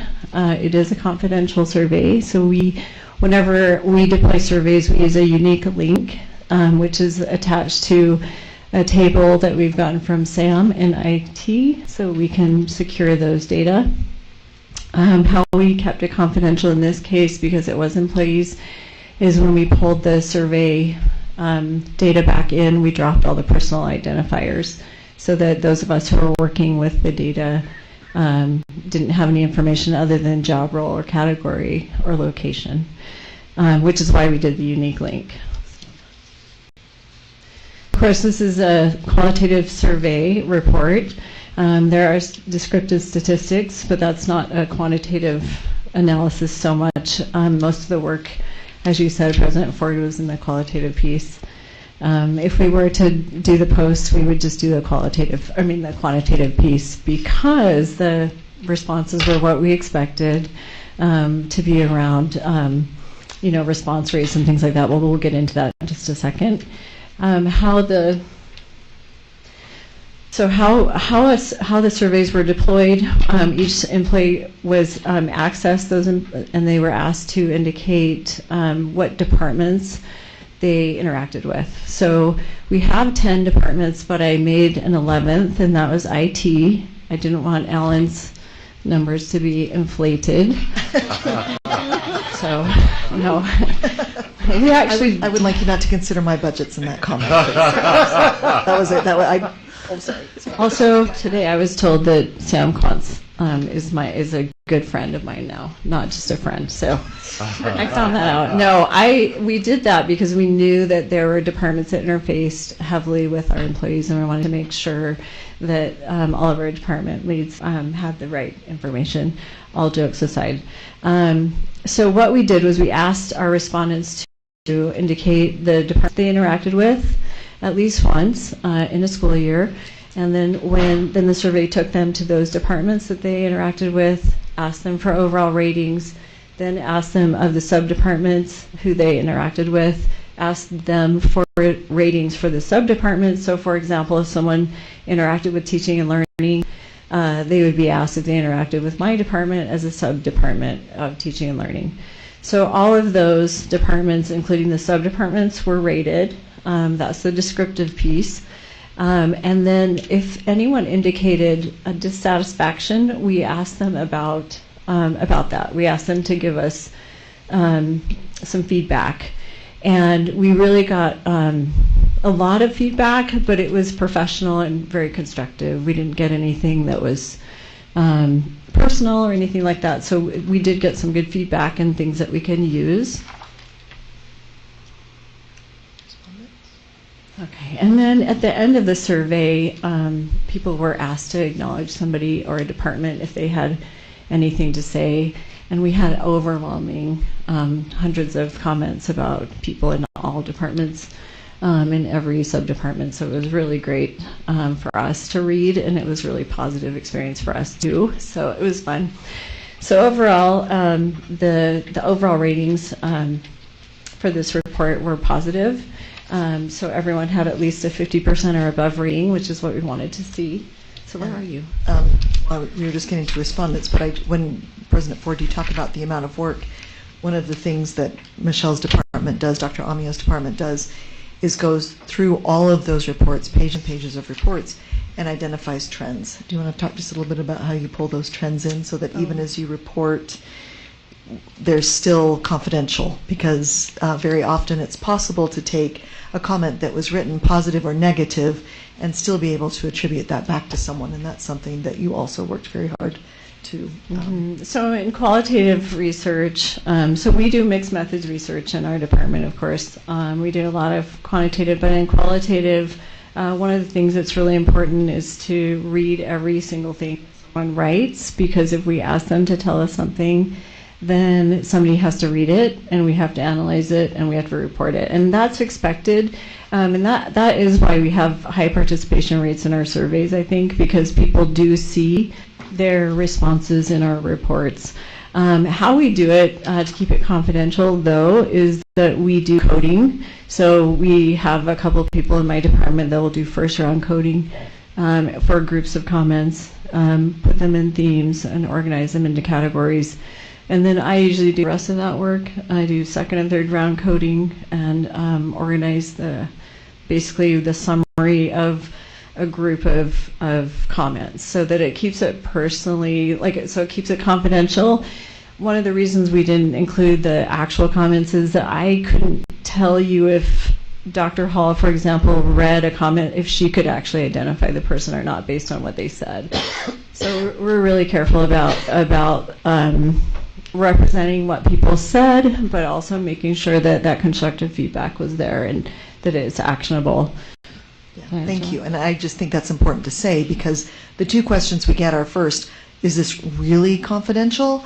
And the second is, how are you going to be transparent? Like, how do I know that you've actually read it, as Dr. Amio has just explained? And so, those are the two balancing considerations that they do when they do this kind of research and evaluation in their department. So thank you. I just felt that was an important explanation. Thanks. It was really fun when we got to my sub-department. So, no, I'm just kidding. It's hard to read feedback also when you're the director of a department and you get, somebody said something about someone in my department being demanding. And at first I thought, hey, and then I thought, yeah, that's true. And that's why that's why we're so efficient, though, on the flip side. So, yeah, it's an interesting thing to go through. So one of the things that's really important in qualitative research is the response rate. So we want to make sure we have a good sample size. In qualitative, if you'll ask one qualitative researcher and then another, they'll tell you it's 10% or they'll tell you it's 50%. So I tend to stick between 10 and 50% for my response rates, given the sample size. But more importantly, I like to make sure that the sample is representative of the demographics. So when we did the remote learning surveys, we really gave voice to a lot of our families that a lot of people were trying to say we didn't. So we were able to show that. So we did the same work here, and we kept the survey open a little bit longer than we intended to because we didn't have a robust survey. I didn't have enough teachers, and that was because I think they were really tired and it was winter break. So we sent a reminder out 1st of January, and we were able to get those numbers up. So those are the respondent rates or demographics. And then in the report you have a few more graphics to show those job roles.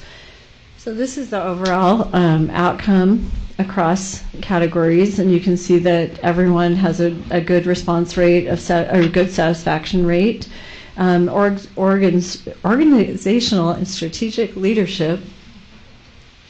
That's a tricky one for me. I had to say it 5 times to introduce Dr. Mackey to my team. I got it right. That one's such a new department. They had a really high neutral rating. And so that ended up at the bottom of the graph just basically because of the neutrality of it, not having had a lot of participants yet. So any questions on that graphic? Okay. So the overall... I would like to be tied with Sam's department next time. Oh, I was going to say something about that. So IT. So the thing about this is that I was really excited to see this, and the reason is that IT is one of the departments that have the biggest end sizes for those that say they interact. And of course, it is a department where all of our employees interact at some level. And I just want to say that this is an example of a department that has interacts with so many people, but is able to keep a system in place that's accurate, but is also really intentional about customer service. And I think that all of our departments could probably learn from the way that IT works. I'm really his best friend. I did tell him, though, that he had a 90% rating, and of course, instead of being excited, he said, oh, those people must be certain specific users instead of what we use. And so if you read the report, that's actually what it was, which was quite funny at the time. And then, of course, Alan, he came in second with his department. Probably would have come in first if we'd added you. So there's some acknowledgement for you.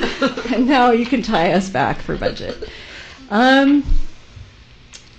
So the overall feedback that we received, and probably why we wouldn't ask for a qualitative or the feedback in the post, is because it really was what we expected it to be.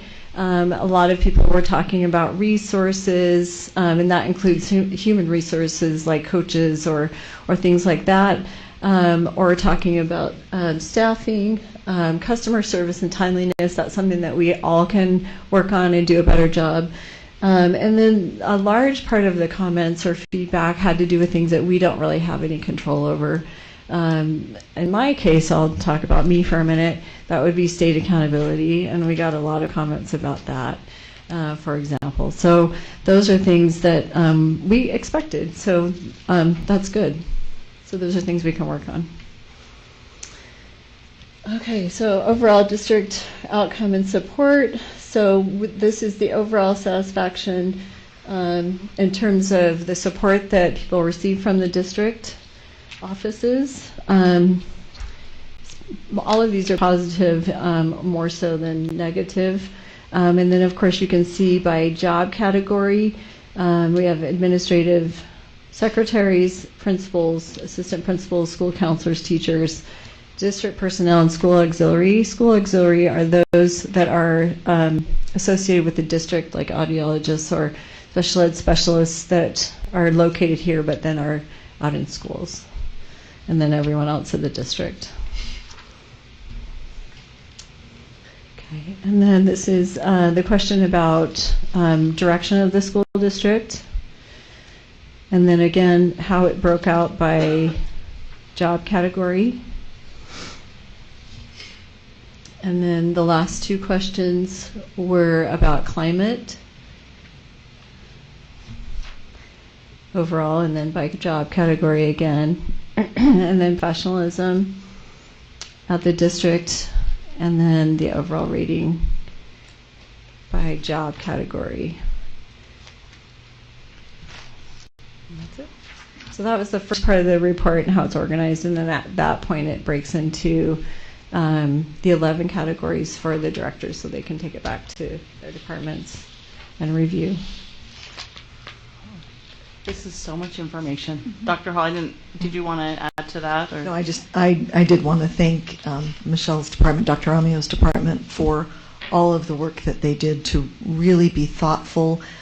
I know that I was part of several conversations around how do we say this so that we can be transparent. It's clear that we've read all of this and that we're giving departments actionable items that they can come back and say, here's something that clearly we need to work on and here's some things we can celebrate. At the same time, really maintaining that sense of keeping it from being about one person or keeping it from, except for Sam, apparently. So, thank you. Sam, he has an amazing team, so I'll shout out to his team. They're amazing. It's clearly his team. No, but the report overall was really positive, and it was fun to work through it. Can I ask you a question? Sure. We haven't, in my memory, done something this extensive at the district level, like asking for feedback on how the district office is supporting. Have we? We haven't ever done that. We do stakeholder surveys where we ask teachers for feedback about their school and the leadership there. We also ask students and parents about their courses and teachers, and we just actually deployed that survey. And we're working on the reports for the area directors to take out as part of ECAP for teachers, but it also gives feedback to the principals. So this is actually the first time that we've done this type of stakeholder survey where we were asking for feedback about the district office itself from our employees. So it's the first time we've done it. Oh, well, thank you. And I think my hope is that it does provide really good actionable data for those department leads and how to increase support, because I know this board has expressed a strong desire to support what's happening in our schools, to support our students, and we know that you work tirelessly to support teachers and to support employees, and so anything we can do to support you in that, and hopefully this information is a positive support for that. Yep. And maybe use this as a baseline and something I'd love the board direction on this, something we do on a regular basis, and maybe you could give us some guidance on how regularly that would be. Is it a yearly thing? Is it every other year? Superintendent would like to. Yes. So I actually approached Michelle back in October, and I asked her to do this. So it was timely when the board asked that it be done, because at that time we had already deployed the survey. So it was very timely. This kind of feedback is important to me because it's important to my direct reports to see what the district is saying about the climate and the work and service that we're providing to them so that we then have an opportunity to address any concerns that come forward. We do plan to do a post toward the end of the school year to see if we made any movement in how people feel about the support, the service, and how they feel about the district. And we will then take that information into our planning for next school year. And so I hope for this to be annual, to give us feedback on how we're doing and to give us direction from our customers on what they want us to work on. I think just on the tail end of that too, with the feedback that we got, and I think that we talked a little bit about it in February, the post would, and I think I said this earlier, would be the ratings. So if we did an annual, we've talked about doing this, and then with the qualitative, if anything comes out differently, great. But then the post, we could just add an appendix on to this report and just put a comparative in the descriptive pieces. So that would actually only take a couple of days instead of weeks. Like, so exactly. That would actually be easy to do. So yeah. I like that. Thank you. Christy? So thank you so much to the both of you being here tonight.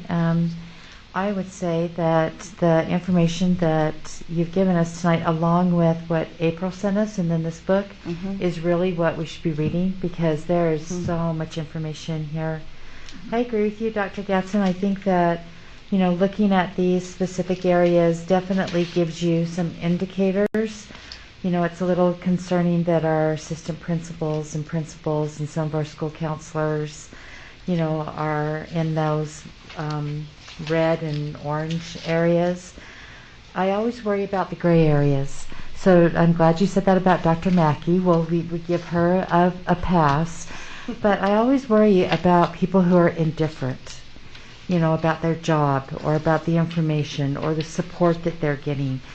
And so I think that that should also, I mean, I feel like from gray over, you know, that you need to look at that, but also look at the best practices that are coming out really well. The professionalism, that's a little concerning, but I think that it's good for us to be able to look through and then use that in the work that we do. And I would really, I think that the information that you've given us here, I would even like the appendix of the comments, so that that could also help us in our work. You know, as we give direction, we look at allocation and professional development. So if we could get that also, Superintendent Gatson and President Ford, you know, to the board of that, of what the comments.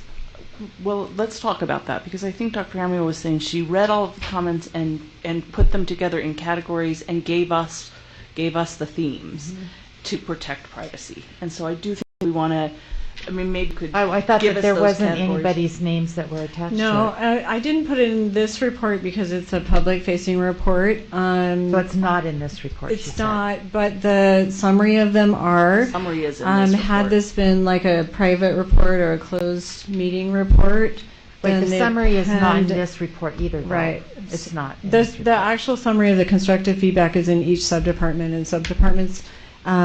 But the appendix, we decided to take it out because it's a public meeting, and I couldn't guarantee that somebody would recognize a comment. I didn't recognize any of the comments. But in a closed meeting, it would be fine, because they're just comments, and as long as they're not public, then I think it'd be okay. I'd also caution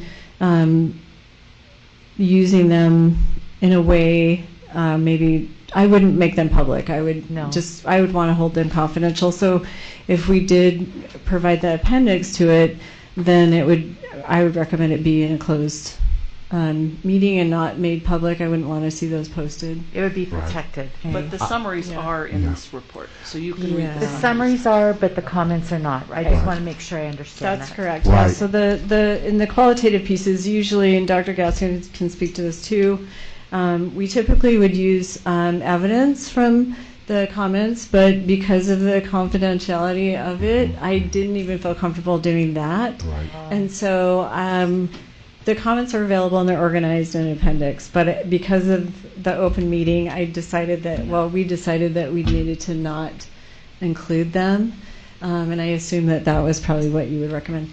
Yes. So, I was going to say, we would also have to do a separate analysis on neutral, because neutral doesn't necessarily mean indifferent.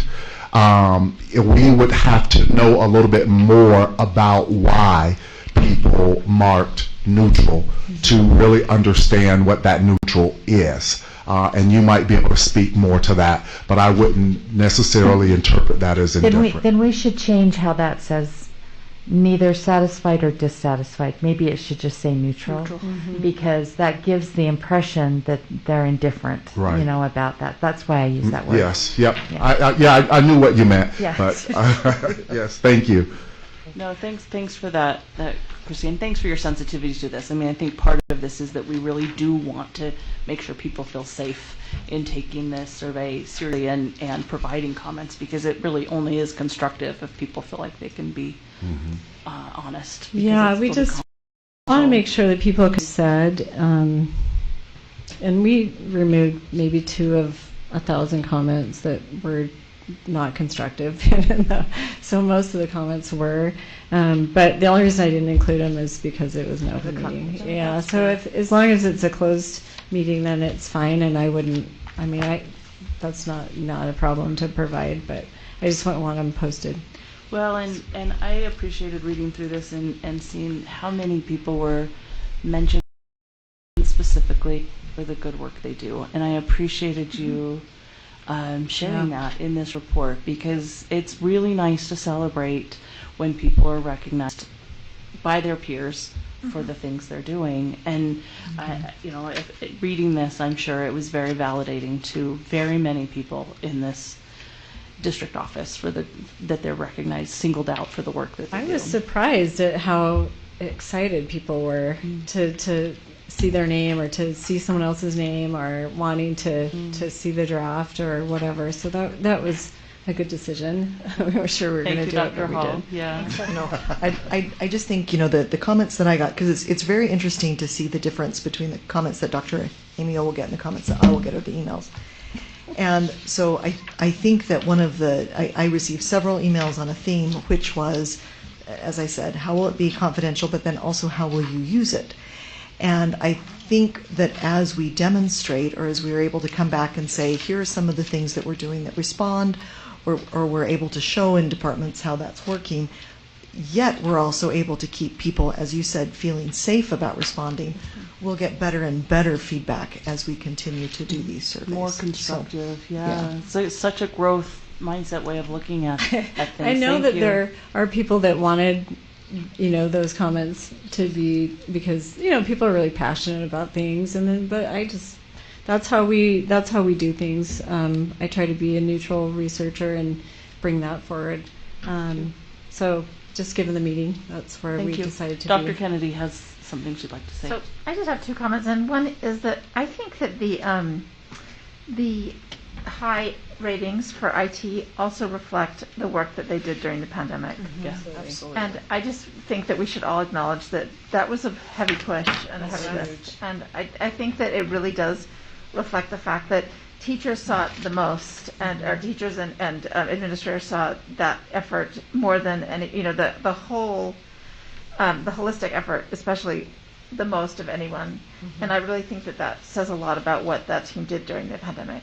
And then I also want to say to Dr. Amiel that you always go a little bit beyond what you're asked to do, and I want you to know that we recognize that, and we really appreciate it. And so does Dr. Hall. She's not getting any credit tonight for but I just want to say, They do the PowerPoint above and beyond for the PowerPoint. But your surveys always go a little bit beyond and really think creatively about what we want to see, and I really appreciate that. Thank you. Thanks for that feedback. I appreciate it. Yes, well done. And I want to say thank you to the superintendent for initiating this and for being open to it. Except it's a scary thing, honestly, and so I appreciate you doing it and then regularly doing it, because this is how we improve. Yeah. Looking at where we need to work on. So thank you. if there's not any other questions, well, thank you for being here and let you go. Thank you. All right, that concludes our study topic agenda. We don't have anything still remaining on the action agenda, so I'll turn time now to board member reports. If board members have anything to share, now's your opportunity. Go ahead. Start around the yes, table. Yes, let's do. We'll start with you. Thank you, board member Sweat. Okay. So first I want to thank Superintendent Gadsden for attending the regional meeting with me out in Sandy. I thought that it was really informational. The presentation was good. The conversation was good. Along with what Andre presented to us, there was also a more in-depth in that. So USBA always does a really good job of hosting that. And surprisingly, there was a huge turnout that night, wasn't there, Dr. Gadsden? Yes, there was representation from all of the Wasatch Front districts, and we had superintendents, board members, business administrators, so it was a packed room, so it was really good. So thank you for doing that. Any of you, Catherine already, there's other meetings, if you can attend any of those, just let them know you're coming. That's the big thing. I can send those dates around again if anyone needs them. Okay, great. I noticed, and I did not notice this until it was brought to my attention, if you go to the click on our website for the board, and then our meetings come up, it always shows our time, but unless you go to the agenda, you don't see the actual time. It always says 6:30. So we need to have those adjusted, Melissa, so that when people just go to look and see what time it starts, they might, unless they go to the agenda, they don't know what time the actual meeting is, but it just always says 6:30. Okay. So I got a notice about that, tonight, and I thought, oh, okay. Oh, that's good. I didn't think about notice that. 'cause I always I go didn't to the notice that. agenda. I always just Yeah. look at our agenda, and I don't look at on the website. So if that could be adjusted each time, if we start a different time, or if the board is convening earlier, if we have a study session earlier, whatever. Absolutely. Yeah, that needs to be reflected there. And that's in keeping with what the practice was. I think we posted what time the business meetings fit, but we can definitely make that adjustment to we want the start time of the closed session. We may want to note them both. I think we should let them, Okay. yeah. Otherwise, you end up with the same issue of someone could show up here thinking it Right. starts at 5. Right. I think you need to have both. Gotcha. Yeah. I think Because that's there's been some times when we've had a study session and then we go into closed session. I mean, just whatever Yeah. it is. That Just would be. need to make sure it's I correct. didn't. I didn't even That's fair. notice We that can do until I that. looked. So, in the spirit of our student achievement plan that was presented tonight, I'd like for us to maybe think about an idea. Shared governance needs to evolve with the graphics of our city, of our student population. At NSBA, one of the things that they did a number of years ago is they were very intentional about creating councils. And the councils, there's a Black council, there's a Hispanic council, there's a Native American, Alaskan Native council. There's very specific ones for urban school districts. And, as Christine is a part of our COSA, for our legal. And I think that we really consider, and I appreciated the conversation I had with Board Member Sika when you talk about our BIPOC population and making sure that they have a voice in our community. To think about having councils that are specific to our refugees, our Hispanic community, our Polynesian community, our Native American, our Black, to look at having, because those councils provide information and bring together those communities that talk about what are some of those issues. And it really came out in that survey, didn't it, Superintendent? Yes, it did. Where our refugee community is dissatisfied because they're having a hard time with communication. And I think that when asked, are our BIPOC communities being heard during this time over the next year, I would really like us to consider what that would look like for our district. And there's lots of times we always say a parent committee, but I wanted to share with you a number of years ago, there was, and I told Board Member Sika about this, there was a specific group of parents that put together a PTA that was all driven in the Polynesian community that was at Glendale. and it was when I was the PTA president at Highland. It was one of the best opportunities I had, to participate in a dual PTA. And I just think it's time for us to start thinking outside the box, that we need to have a place at the table. We need to make sure that, and I don't know what that looks like. I just want to plant a seed and have us think about what that might look like in regards to Salt Lake City leading out with having councils and voices at our table when we have conversations. I like it. Thanks, Christy. Yeah, I also, I'm sure that Mr. Schulte and Mr. Orton are aware of this, but Sugar House is going to go into a massive construction starting in 2022. And the main road, 21st South and 17th South, and along with Highland Drive, is going to be all under construction for about 4 years. So that's going to affect our transportation moment. So just be aware that if you're coming up to the schools, that 21st South is going to be really difficult, 17th South is going to be difficult, 11th East all the way over to Mill Creek. Sounds fun. Yeah, it's going to be a mess. So still want you to come. So there's going to be a lot of construction. Thanks. Thanks, Christy. 4 years. Yeah. Catherine, do you have a report? Thanks for all those good ideas, Christy. I really appreciate hearing them. I would just say that I really have enjoyed attending my SCCs this last couple months and watching them develop their land trust plans. And I would suggest maybe if the superintendent would consider giving us the same schools so we could have some continuity as we look at those. You may have already planned that, but I would like that as we look at the next set. That makes sense. That's good. So thank you, and that's all I have to say. Thank you, Catherine. Bryce? Yeah, I'll just be very quickly, similar to Board Member Kennedy, also appreciate SCC meetings this month. That's honestly one of my favorite parts of this job is to attend those SCC meetings. So thank you to all my schools and those SCCs. Get a chance to attend East SCC with a work conflict, and then my other two SCCs that I normally attend canceled in March. So I don't have anything necessarily to report other than just a huge debt of gratitude to this board, to all of our administrators. I really enjoyed reading the survey data throughout the course of this meeting, and thank all of our employees for their participation in that. Thanks, Nate.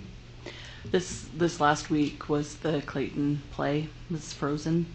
Always need to say a huge thank you to everybody at Clayton, that entire Clayton staff, and especially to Miss Nanette Curl. It's remarkable what she does for students, and I appreciate that. I also had an opportunity to watch the Bonneville Shakespeare play. It's super fun to see those kids performing and having those kinds of opportunities. I'm really grateful for all the good work that's happening. Thank you. Board Member Bade? Well, first of all, thank you to the area directors. The really great positive feedback from the principals, at least of the schools that I have, and the presence of the, coming to the school, visiting, talking. Those are all great things. Really appreciate that. And also, it goes without saying, I appreciate, everything that the teachers are doing. I know, the anxiety right now going on even inside schools, whether kids should have masks, whether or not, parents are confused, kids are confused. And I just appreciate the teachers' patience as they actually, navigate their way through and being present there for kids. Because it makes such a great difference, because kids do have anxiety. They do not know how to go about it, but when they come to their teacher and they talk with them, it makes such a wonderful experience to know that that kid had someone that listened to them that day and heard them. Thank you. Thanks, Mohammed. Thank you. Thank you, Jenny Sika. Yep. Superintendent? Yes, President Ford, members of the board. I just want to tell you how great of a time I've had with my team with the almost 20 listening sessions that we've done so far. Very heart-wrenching, some of the conversation that we're having, just people, teachers, leaders, explaining how hard it's been coming off the pandemic, some of the work that they're doing. And it's just been a very intimate time to be able to have a conversation school by school, and so it's been great. I was extremely impressed when I visited Clayton with the quality of costumes and the professionalism of our middle school actors and just stage team. Just blown away. And so that was one of the nights of the past week, getting out and seeing them. I love visiting the schools. I love the students learning what a superintendent does, and the excitement on some of them. I don't know if it's just because I'm there or what, but feeling like a celebrity with our teachers and students when visiting those classrooms. It really makes me feel good. And I just want to again thank our teachers, leaders, and district staff for all they continue to do to exceed the expectations and really show that we're all in this together. Our theme this year is We're on the Move, and here in Salt Lake City School District, we are definitely on the move. Thank you. Thank you, Superintendent. All right, that concludes our agenda for tonight. So thank you for your participation, and we'll see you in a couple of weeks. Thank you. Board members, hold up. I'm going to...